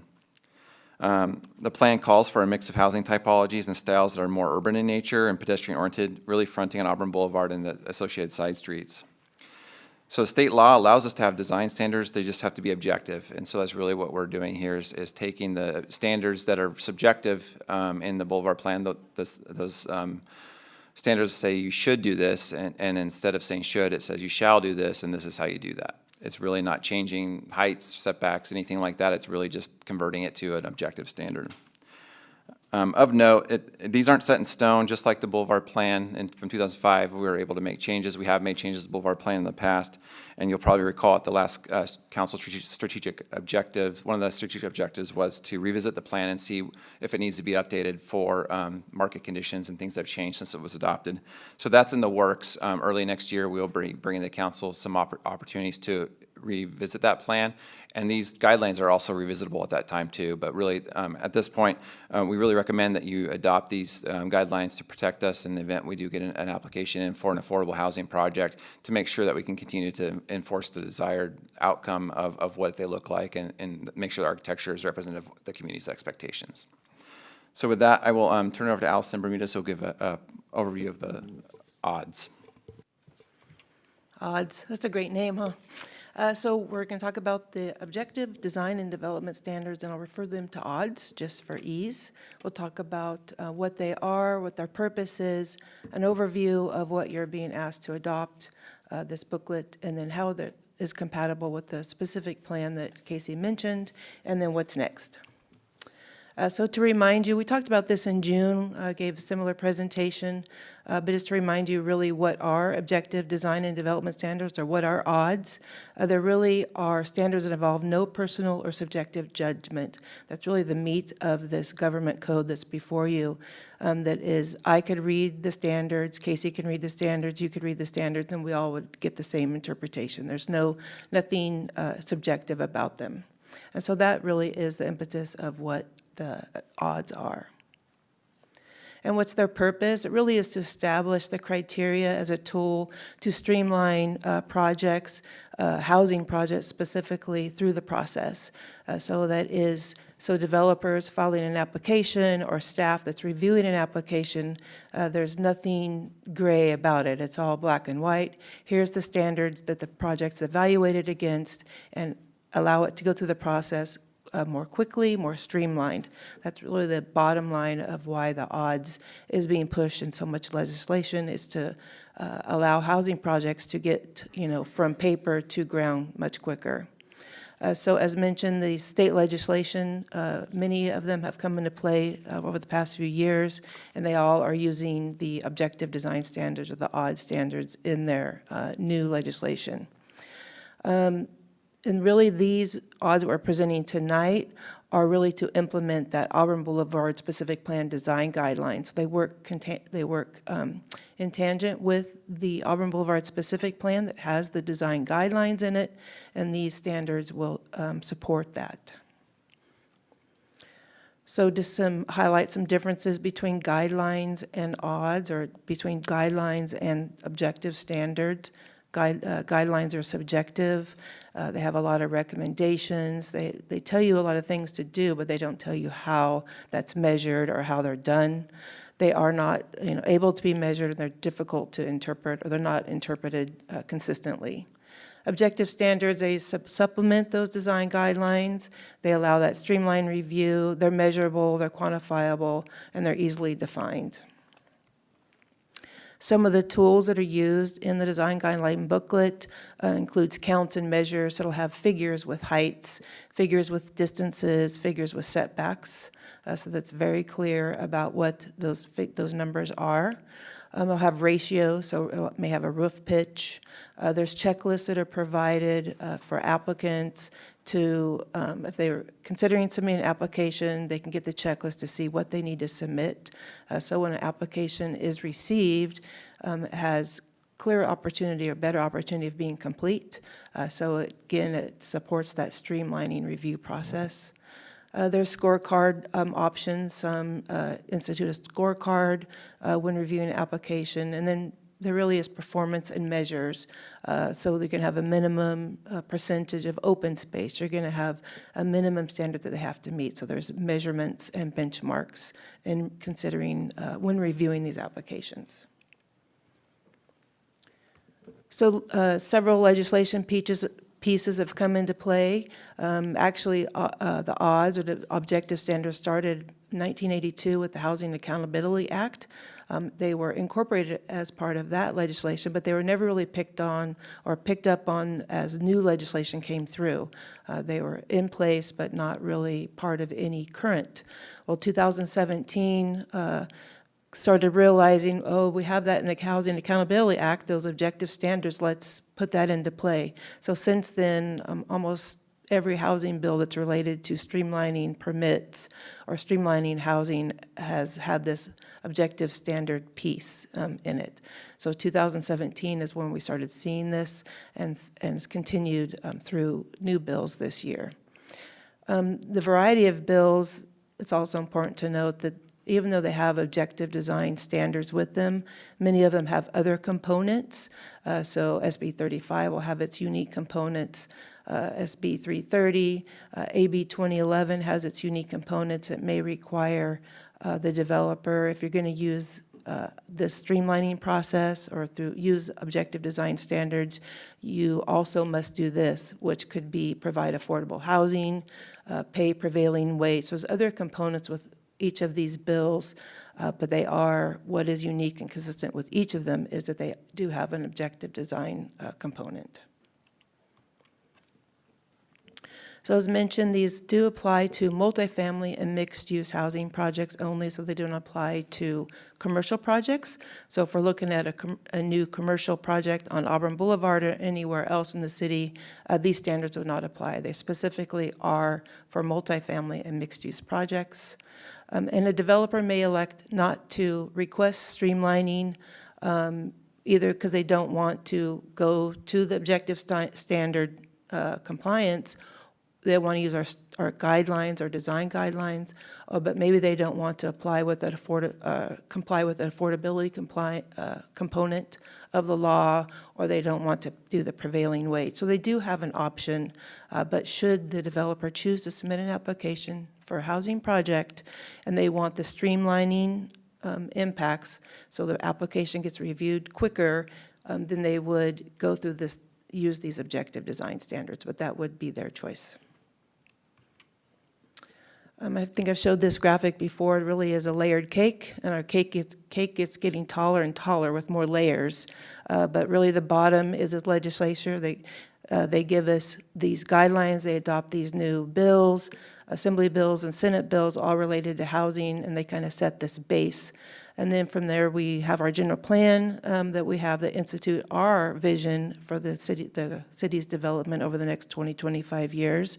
And we have that as another layer. On top of that, we implement our zoning code that also gets revised. I think we've had a couple revisions over the past year based upon legislature and what they have passed. And then we have our specific plans. And then on top of that, now we have our objective design standards, or our odds. So all those really play a role together to make this complete package. And what we're talking about tonight specifically is the Auburn Boulevard specific plan and how the odds are the layer to that. So tonight we are requesting that you adopt the objective design and development standards booklet specifically for the Auburn Boulevard area. So as shown here, it's really there's two guides. So you have the Auburn Boulevard plan, as Casey mentioned, was adopted in 2005. It remains in its current form, has been amended a couple times since its adoption. And then also what we talked about earlier in May of this year, you gave the guide to maybe the Boulevard plan needs, to be reconsidered, or maybe the vision needs to be updated. But tonight's plan objective design standards really are to implement the current plan. What we have in play today to support the Auburn Boulevard booklet, or the specific plan that was adopted back in 2005, we need to have these standards in place. So should we get an application in tomorrow, next week, or sometime, we need to be able to have these objective design standards so we can present a project or have a project go through the process that meets the desires of the city and what's in the specific plan. So it needs to be compatible with the Auburn Boulevard specific plan. As mentioned, this is a layer on top of the adopted specific plan. The revitalization of Auburn Boulevard really was a bold and progressive visioning project when soon after the city incorporated, began significant outreach to the community through several workshops, stakeholder meetings, and it really was progressive for its time and sought that urban environment for Auburn Boulevard. And that's something has been mentioned in the past meetings. Maybe that's not the same vision we have now, that we'll look at, over the next coming months or year. But this plan tonight really is to support what we already have adopted. These are some images out of the current plan. So as you can see, it was visioned then that it was a really very urban environment. You had buildings close to the street. You had activity at street level. You had some taller buildings. And this is all from the plan that was adopted in 2005. And so this presents to you, taking that same vision that we had in 2005, we have a great specific plan that has design guidelines in the hopes that an application we could get to look like those visions that we had then. But now with all the current legislation that we have, we'd have to only review those applications should they apply for the streamlining, only use what's in the specific plan that is objective. And so taking this beautiful specific plan document there's very few objective pieces in it. So what could occur, this is a rendering, is the vision on the left, or the application on the left that comes in for a multifamily project. So taking the objective standards in the current plan, we could end up with a building that looks as shown. So very monolithic, same style of windows, no articulation on the building, and not a very friendly type place or inviting place to walk adjacent to the building or along the sidewalk. But by adopting the odds or the design standards, we could get a building that looks, we would have enough standards in place to get a building on what's shown on the right. So you have some articulation, you have porches, you have pop-outs, you have varying windows, you have little tuck-in areas, you have steps and stairs, much more friendly and inviting and active space along the boulevard. So as mentioned, we did kind of present this to you in June through a workshop to get you used and understand what the project was. We received a lot of feedback from you. And really there was concerns, expressed like, is Auburn Boulevard a place where you want to live? Is it the right place for housing? So we took all that into consideration, and we do believe that through the implementation of the design guidelines, we could meet some of those concerns. Residential in commercial areas is required by state law. If someone wants to build it, we have to accept the application and process it. So it's even if the developer can provide a project that meets the design standards and it's residential, even though it's commercial, we would have to accept it and process it with the legislation. So it's important to us to have a solid document in place so we could get the best project possible should that occur. Some of the items, so using the design guidelines in conjunction with the odds, there's a variety of screening standards to allow this privacy and to allow some protection from that public realm or that public space that you might feel. I think that was a concern at the last time. But so using those two documents together, that concern can be met. There's landscaping standards in play in the design guidelines that would provide that visual relief and some privacy. There's parking and loading standards that will allow for consistency with that character, that built environment along the boulevard, and will support this walkable environment that was visioned for the specific plan. And the mass and the depth of the buildings, there's guidelines in there to break up some of that mass to make it more inviting and a more pleasant area along the boulevard. It's a couple sample drawings of, what could happen. This is Grand Oaks, so a vision of Grand Oaks as it sits today. If somebody filed an application to introduce residential units into that center, down below is kind of these two monopoly buildings that the plan would encourage residents in there, but using our current standards in the Boulevard Plan, we would have two buildings such as that. So very square, long, tall buildings with not much visual interest. Through the application of the objective design standards, we would get a building like this. So you have something close to the street, it's still tall, but you have a lot of visual relief, a variety of windows, you have roof treatments, you have the massing of the buildings is much reduced. You have this courtyard to provide this interior safe space for the residents to recreate. And you have the dividing access way, pathway between the two buildings, a much more pleasant place to live.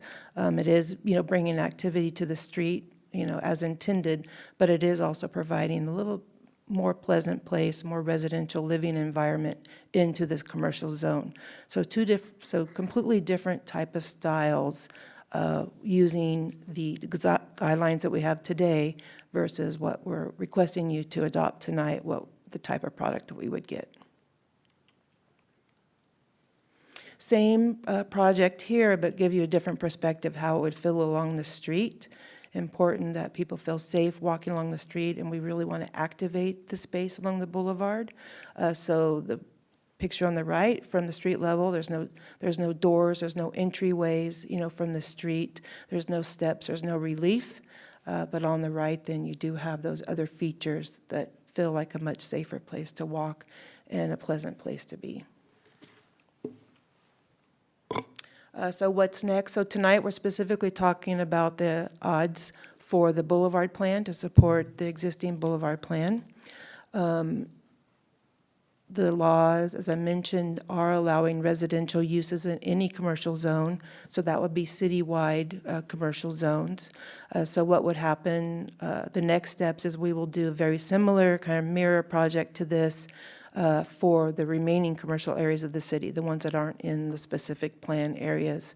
We would need to have similar document in place should we get an application for residential uses in the other existing zones. We expect to have that to you later this fall. Happy to answer any questions that you have on the project. Otherwise than that, there's a motion for you. Questions, comments from council?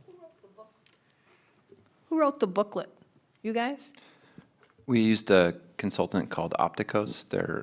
They've done this all over the state. Oh, okay, so all the drawings and everything. Is the odds for Auburn Boulevard the same?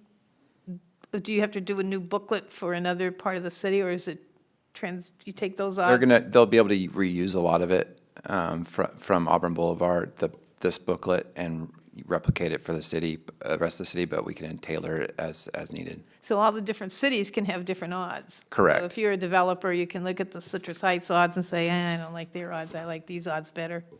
The odds are better over here. Okay. Yep. Can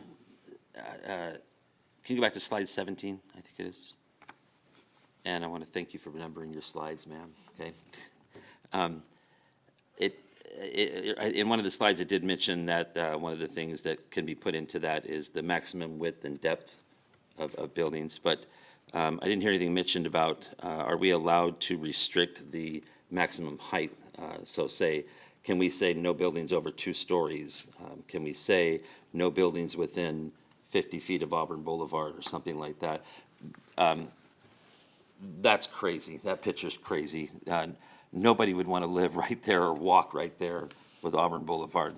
But I'm even more concerned about the homes behind the white building and, you know, the idea of maybe even the white building comes down and it becomes a residential structure of some kind, or even a commercial structure even, of something that's, let's say, above 2 stories.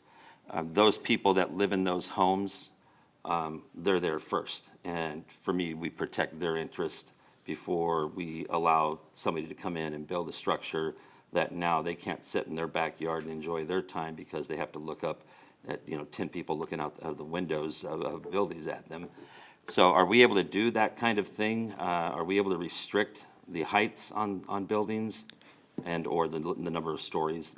I think our goal was to not reinvent the wheel of the Boulevard Plan that exists. Currently, the Boulevard Plan does talk about heights, and you can be 3 stories, but it also talks subjectively about stepping down as you get closer to the houses in the back.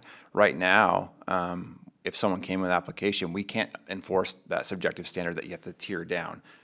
With the adoption of these odds, we would have the objective standards say you have to step down 10 feet. I don't know specifically what they are, but you could have to step down as you get closer to the house, but objectively measurements as opposed to just that you should step down right now is what it says, if that makes sense. Well, yeah, and I think you're answering it kind of, sort of, but, for me, I'd like you to be a little clearer on, I'm not trying to say we don't need to switch over to this odds plan. That's fine, that's the path, I can see that. What I'm saying is as we transition to it, as part of doing that, can we say you can't build a building over here higher than 2 stories? I think there is some flexibility when we revisit the plan itself. I think that we could take a look at that. I do think some of the state laws with density bonuses, they do give the applicants a lot of ability to exceed heights and things along those lines. So while we have some control, we don't have all the control that I think that you're desiring because state law trumps what we're able to do. But these objective standards do help us make sure that if we have those in place, we can enforce those. Okay, and I don't mean to be rude, okay, but I feel like we're kind of dancing around this question right now. What I'm asking is, can this council say, as a matter of policy, and we're going to put into this odds document, we do not allow buildings higher than 2 stories. Vice Mayor, I could help you with this one. I think right now, and this is gonna, it's on that same line, it depends. And a lot of that, I think it's a little deeper conversation than what this item is here tonight. Sure, the council, as part of a specific plan document, has the right to make height and area regulations. But that, I think, is better addressed as part of that strategic objective that we adopted at the last strategic planning retreat, where we say, hey, let's look at the Auburn Boulevard specific plan. Are there some things like you're speaking to that should be revisited? And so the specific plan covers quite a bit of area on Auburn Boulevard. There's some areas where council may have heightened sensitivity, like you're identifying, adjacent to residential. There's some areas where you're saying, okay, well, it could be taller there. But I think that that's probably a more comprehensive conversation around that. For this item specifically, it's more about, there's already an existing plan in place that has those height and area regulations established. And by adopting these objective design standards, we avoid things like the monoliths and stuff like that, I agree. Who's gonna wanna live here? But I think it's more of just trying to get this piece done and then revisiting it as part of our strategic objective that council adopted. And we can revisit it, but in the meantime, we're gonna make these odds things, and then somebody can come in next week and say, hey, guess what I want to do? I want to build an 8-story building there. And we're like, well, we'd really like to revisit that later. I mean, when are we going to revisit it then? Because Part of the work plan. We have an obligation to these people to protect their interests as quickly as possible. And I would rather put it into this plan, and then if somebody wants to come back later and challenge it, we look at it and go like, well, maybe we have to do something different. I don't understand trying to fix it after the fact. It seems like we should be ahead of it, and to say that that's not what we want here. That's not what people that bought homes there. I can see swimming pools. I don't know if those are just renderings or actual Auburn Boulevard, but I think we have an obligation to protect those people out of the gate. And then the other part would be, then can we also, or can we say, you can't build a building with windows that, windows on the back of your building that go towards the residential area. You can build a 10-story building, and as long as there's no windows there, you're going to give those people the privacy that they deserve, that they bought their properties on expecting. They didn't expect somebody to come along and build, a 3 or 4-story building. So one or the other or both is what I would be pushing for, and I'm concerned about waiting till later, after the fact, when something could come to us.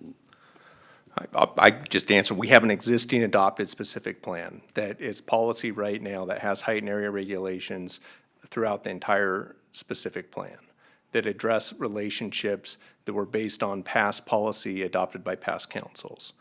This objective design standard is simply ensuring that we have some enforceability of some of the relationship issues you're speaking to get into a deeper dive into those specific considerations you're speaking to. I think it's a much wider conversation than saying, hey, well, let's adopt a couple things tonight. I think there's, I think the council would certainly want to have, a deeper conversation, really go through this specific plan. My recommendation would not to do it in an ad hoc way. I understand your concern, but I think what this guideline is doing is helping us get there. As part of that strategic plan, we adopted, I think it's within the next 9-month period, so by spring of next year, looking at revisiting the entire specific plan. That's something that's on the work plan. I don't candidly think there's a huge threat right now of a massive development project coming in with where interest rates are.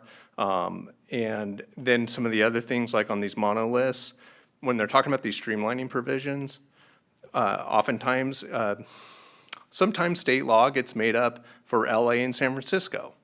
And they put all these provisions in there, and we have to deal with them here at the local level where our dynamics are different from a market standpoint.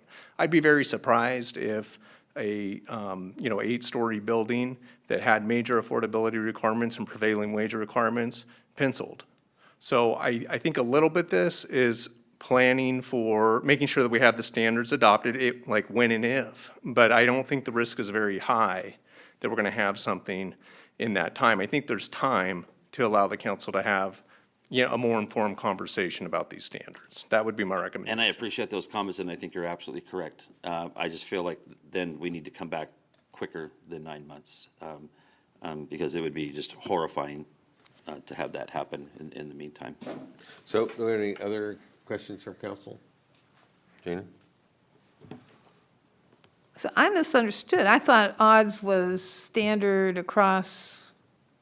So you or Objective, whoever made Opticos or whoever decided that a building should be right on the street where all the traffic is and the noise and not set back? That was decided as part of the 2005 plan. So that's the standard today that's in place. If we do nothing, that is the standard that's in place. Okay, so I'm looking at a page where you've got zones for the Auburn Boulevard plan. Like, we had zones, we had the hotel zone, we had the zone, and the, you got zones that are totally different than our original zones. Have you just changed our plan? The zones are, Urban, suburban? right, that's more, it's just different nomenclature, right, basically, but there are 4 sub-areas within the Boulevard plan and the underlying plan. The zones just align to kind of the characteristics of the individual zones. One's more mixed use versus one's more prone to housing. So have we nothing's adopted something we didn't have any input to? all this is from, the whole plan is from 2005, like the setbacks. It looked like the 2005 plan to me.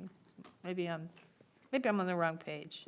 With the Boulevard plan called for a more urban vision that included different housing typologies and different, up to 3 stories.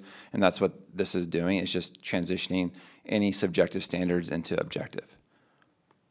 So that in terms of building setback at the back of sidewalk, that was absolutely called for in the 2005 plan. That was the vision that was established by previous councils. Well, I'd like to see Auburn Boulevard have 1 or 2 cars on it. That would be nice.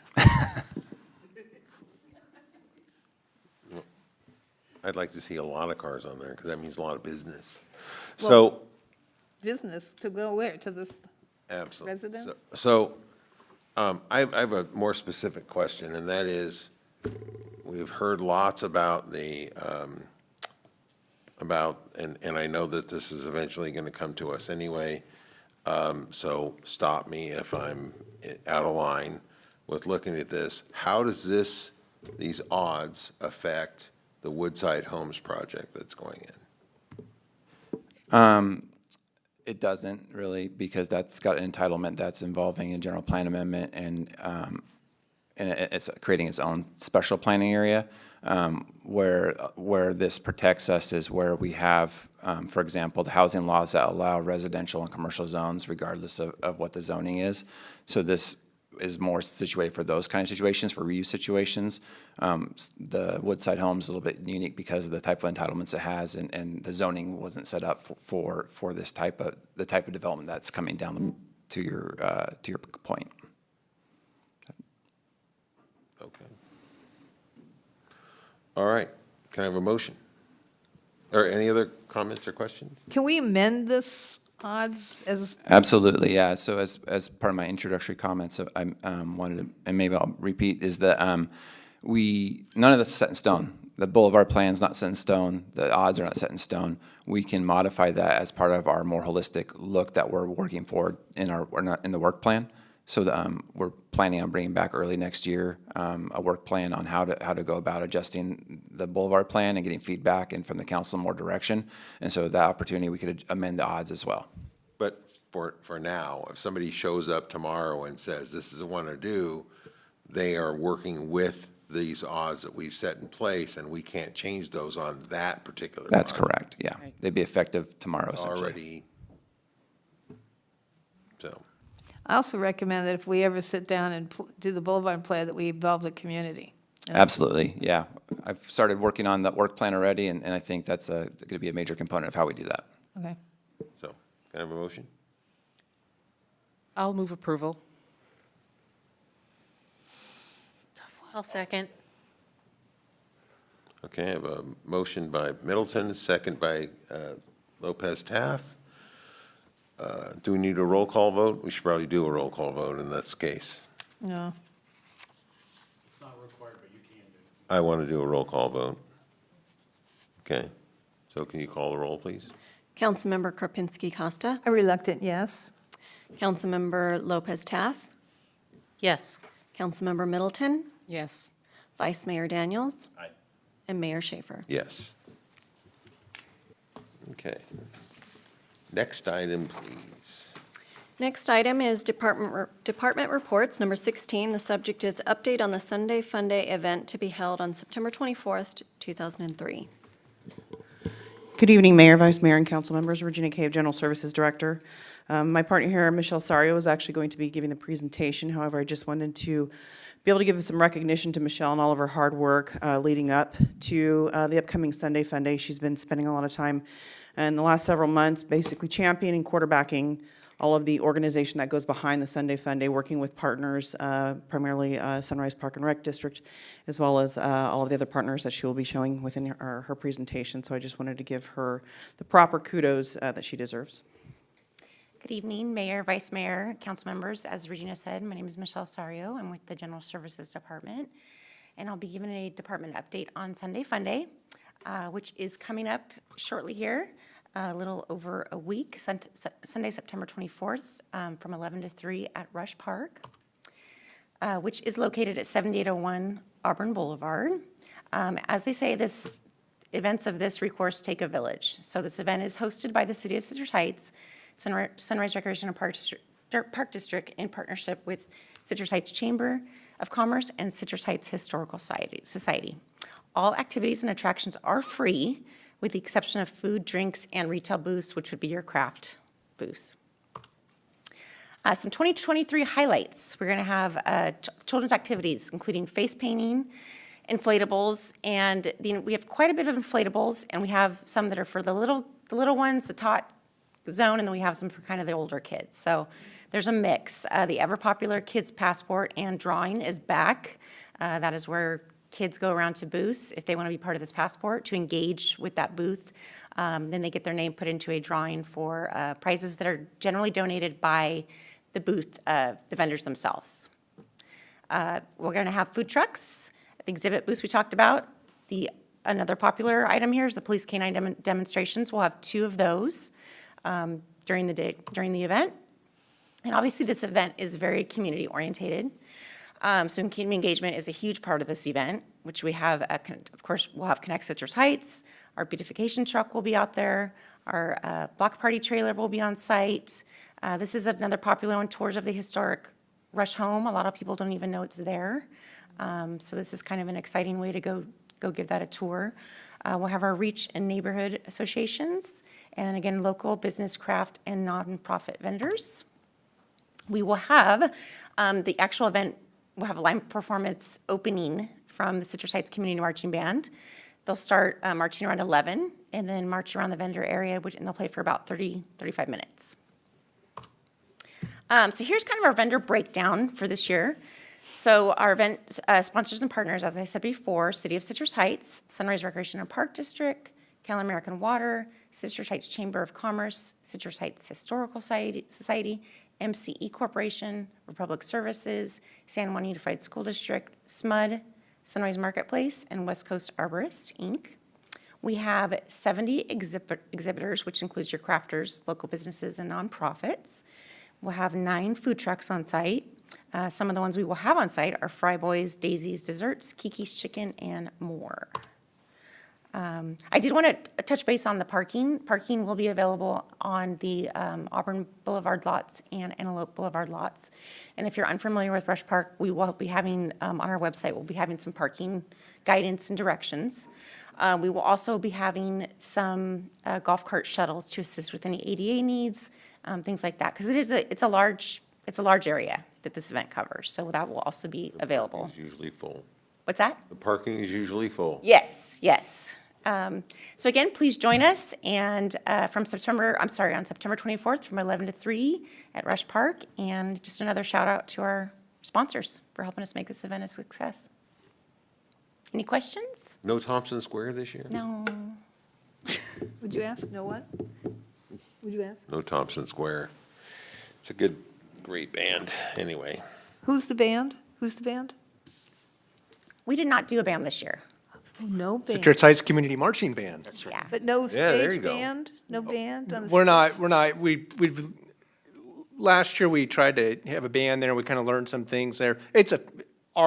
From a staff perspective, we really view this as to be a family event where a lot of people kind of come and go, and they really value going to the booths and connecting with their neighbors. We are going to have music, so we're going to have the Citrus Heights Community Marching Band. We'll also have some music for the ambiance of having a good time out there.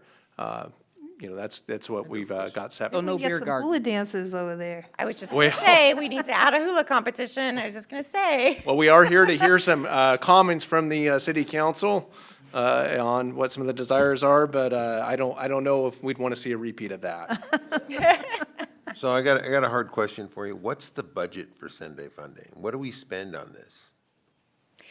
Generally, our budget has been the same for quite a few, many years now. Generally, you spend about 40 to 45,000 on this event. Okay. But Michelle also does well in securing donations from our sponsorships as well to help offset some of those costs. Exactly. And then, of course, we have the booth fees, things like that. And the crafters pay a fee for their space, right? Yes, And they all pay sales tax. yes. It's a little joke there. Anyway. All right, well, thank you very much, Michelle. Really appreciate that. Next item, please. The next item is department reports. Number 17, the subject is fleet status update by the police department.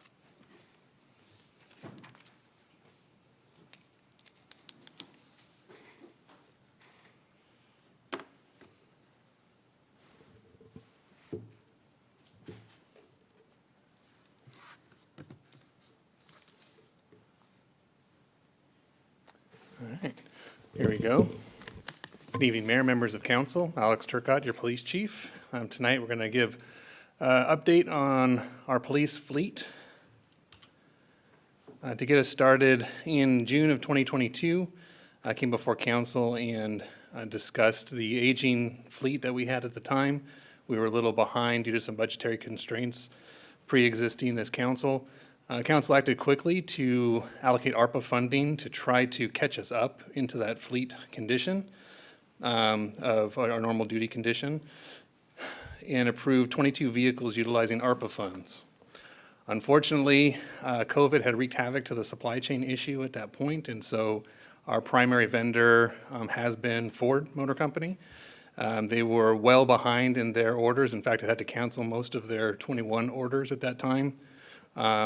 We had the approved funding based on their previous state contract pricing in August and September of 2022.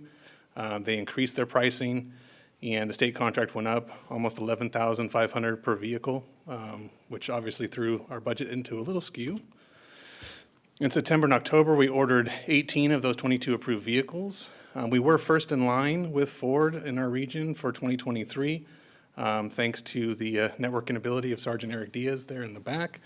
But as orders started to get filled from Ford, they focused first on their prioritized canceled 2022 orders and became a challenge.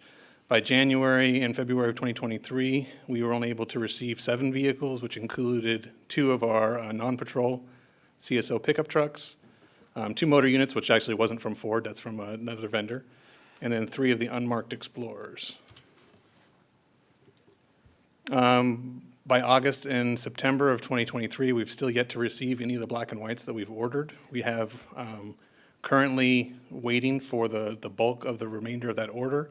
So far, they've been able to serialize for production 1 additional unmarked vehicle, but have not been able to give us an ETA for any of the 9 patrol vehicles that are still outstanding. Then according to Ford, the 2023 ordered vehicles not in production by 2024 will have to be reordered, and we've been pushed back several times with that issue.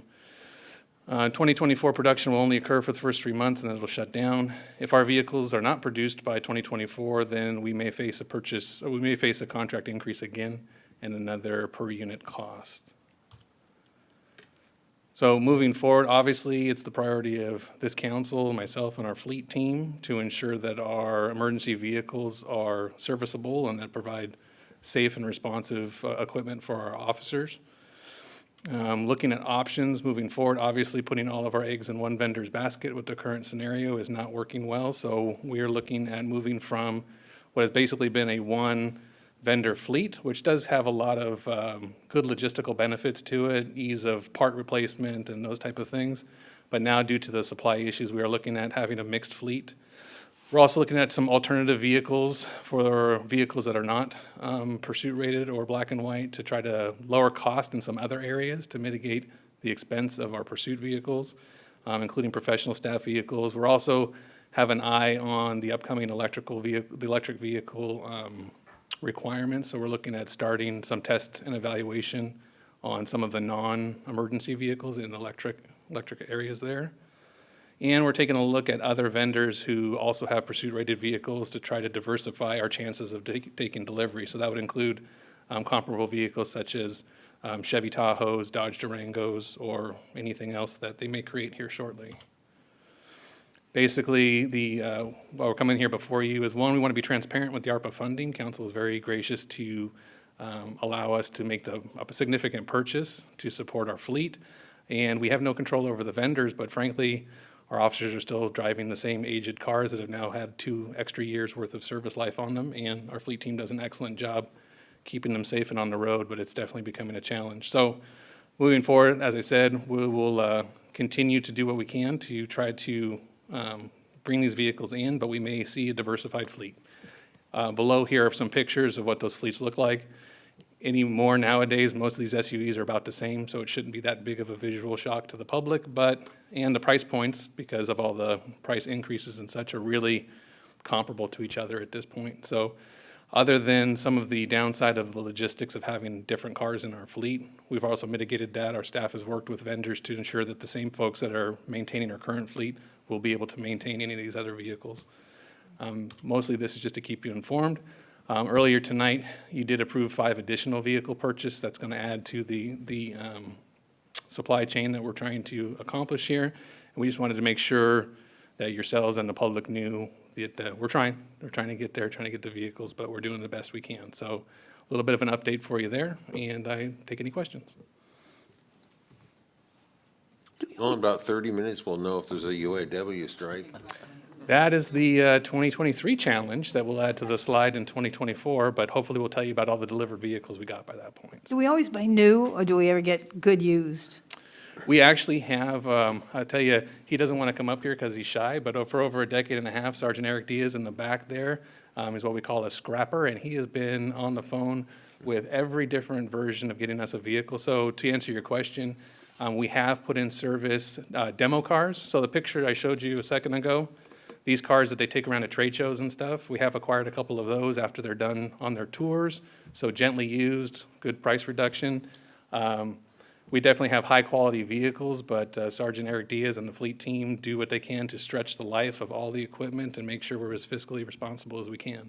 I In would fact, think he with usually all the takes 2 police vehicles, rubs them departments- together, and comes up with 4. With all the police departments in the region that have vacancies, that there's unused cars sitting in their parking lots. There's not, actually. A lot of the vehicles, we had a backlog of vehicles due to budgetary constraints, but a lot of the region that were ordering vehicles still under their normal replacement cycle experienced their orders being canceled during the supply chain issues with the chips and all that, and then it's just created a ripple effect. So in fact, we are not alone in this particular predicament, but it's significant for Do everybody. you get a better deal if you team up with other agencies and buy together as a?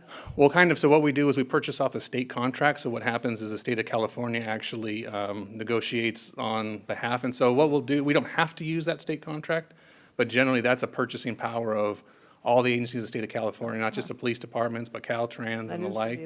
They get a negotiated price, which historically, prior to all of, basically pre-COVID, was great. It was very inexpensive compared to a retail version. A state contract was open all year long. Anytime we needed a replacement vehicle, we could go down to the dealer, use the price. Right now, when you go to order, it's almost like ordering when the smartphones first came out. Our folks have to sit on the phone, the order opens, they have to get their orders in, And then I think recently, orders only stayed open for 10 hours, 16 hours, and that's how scarce these particular resources are right now. On the, it certainly makes sense to get them, through fleet and then bulk buying and all that. Is there anything that does prevent us from just driving over to the Ford lot and buying a car off the lot? No, in fact, that's some of the options that we use. Sometimes there'll be there might be a retail version of one of those vehicles that was not able to get sold, and then we can come in and negotiate, even get the state contract price. Generally, we have to do that through the vendor that's authorized, but we use the power of persuasion whenever we can. In the old days, when they had stock sitting on the lots, we did acquire a couple of vehicles, through negotiation that way. Currently, the stock's not really standing, but there's not standing stock, frankly. But we are looking at that. And then there are other vehicles that we don't currently have in our fleet that may not be as popular retail-wise, where the price point's coming down. We're looking at some of those for especially our professional staff vehicles or non-pursuit rated needs, if you will. I don't know when the last time we drove by a car lot, but their inventory is pretty thin. Oh, yeah. It is, it's a third of what is normally there. But again, the end of this thing, the council's been supportive, the whole team has been supportive. There's only so much we can do with this, but we need to stay agile with it. And I just wanted to make sure you had an update, especially since you're authorizing more cars, and these cars has not come in yet, so. And are we concerned about not being able to expend it? We still have till 2026 to expend the. Frankly, that is a concern, and that's why we are pushing hard for other options as well, because we want to make sure that those funds are expended within the proper timeline. We're gonna have to, if it gets close, we're gonna have to do some little shell game there. We are already doing whatever we can to get serviceable cars out here on the road, so. Absolutely.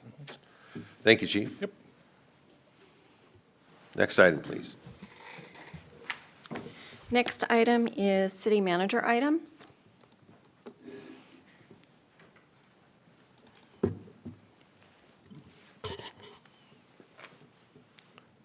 right. Well, Mayor, Vice Mayor, council members, Ashley Feeney, your city manager here, and I do have a few updates.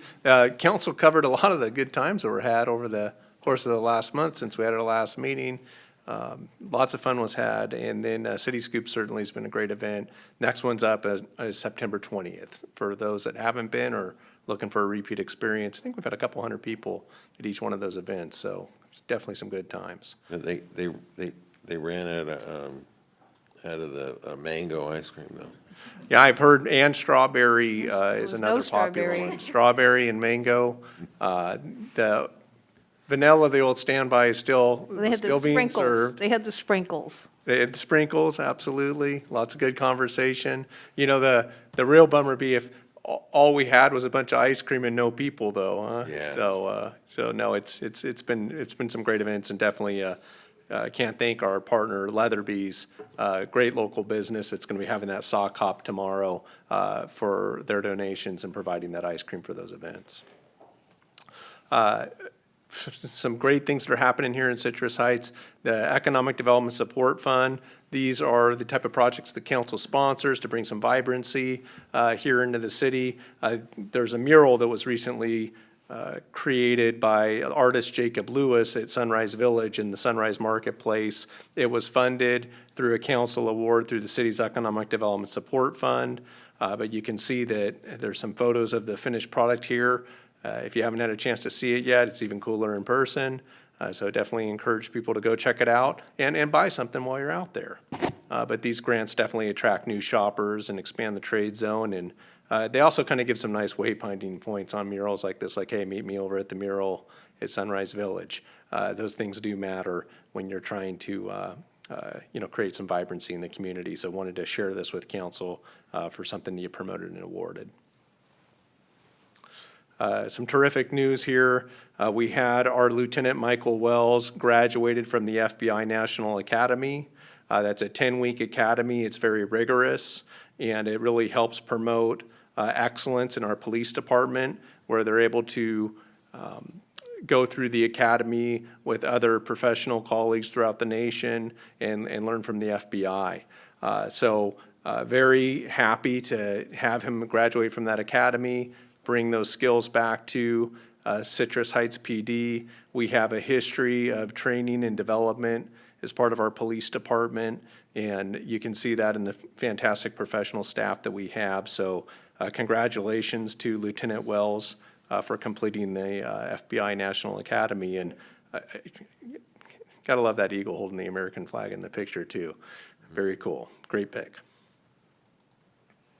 And then also, we have a new canine handler in the department as well. Officer Alyssa Bragg recently participated in an internal recruitment process, and she did very well throughout the entire process. And she was just, she's just learned yesterday, actually, that she was selected to be our new canine handler there. So you can see Alyssa, she'll have her canine and be going through that training and be a handler here for the coming years.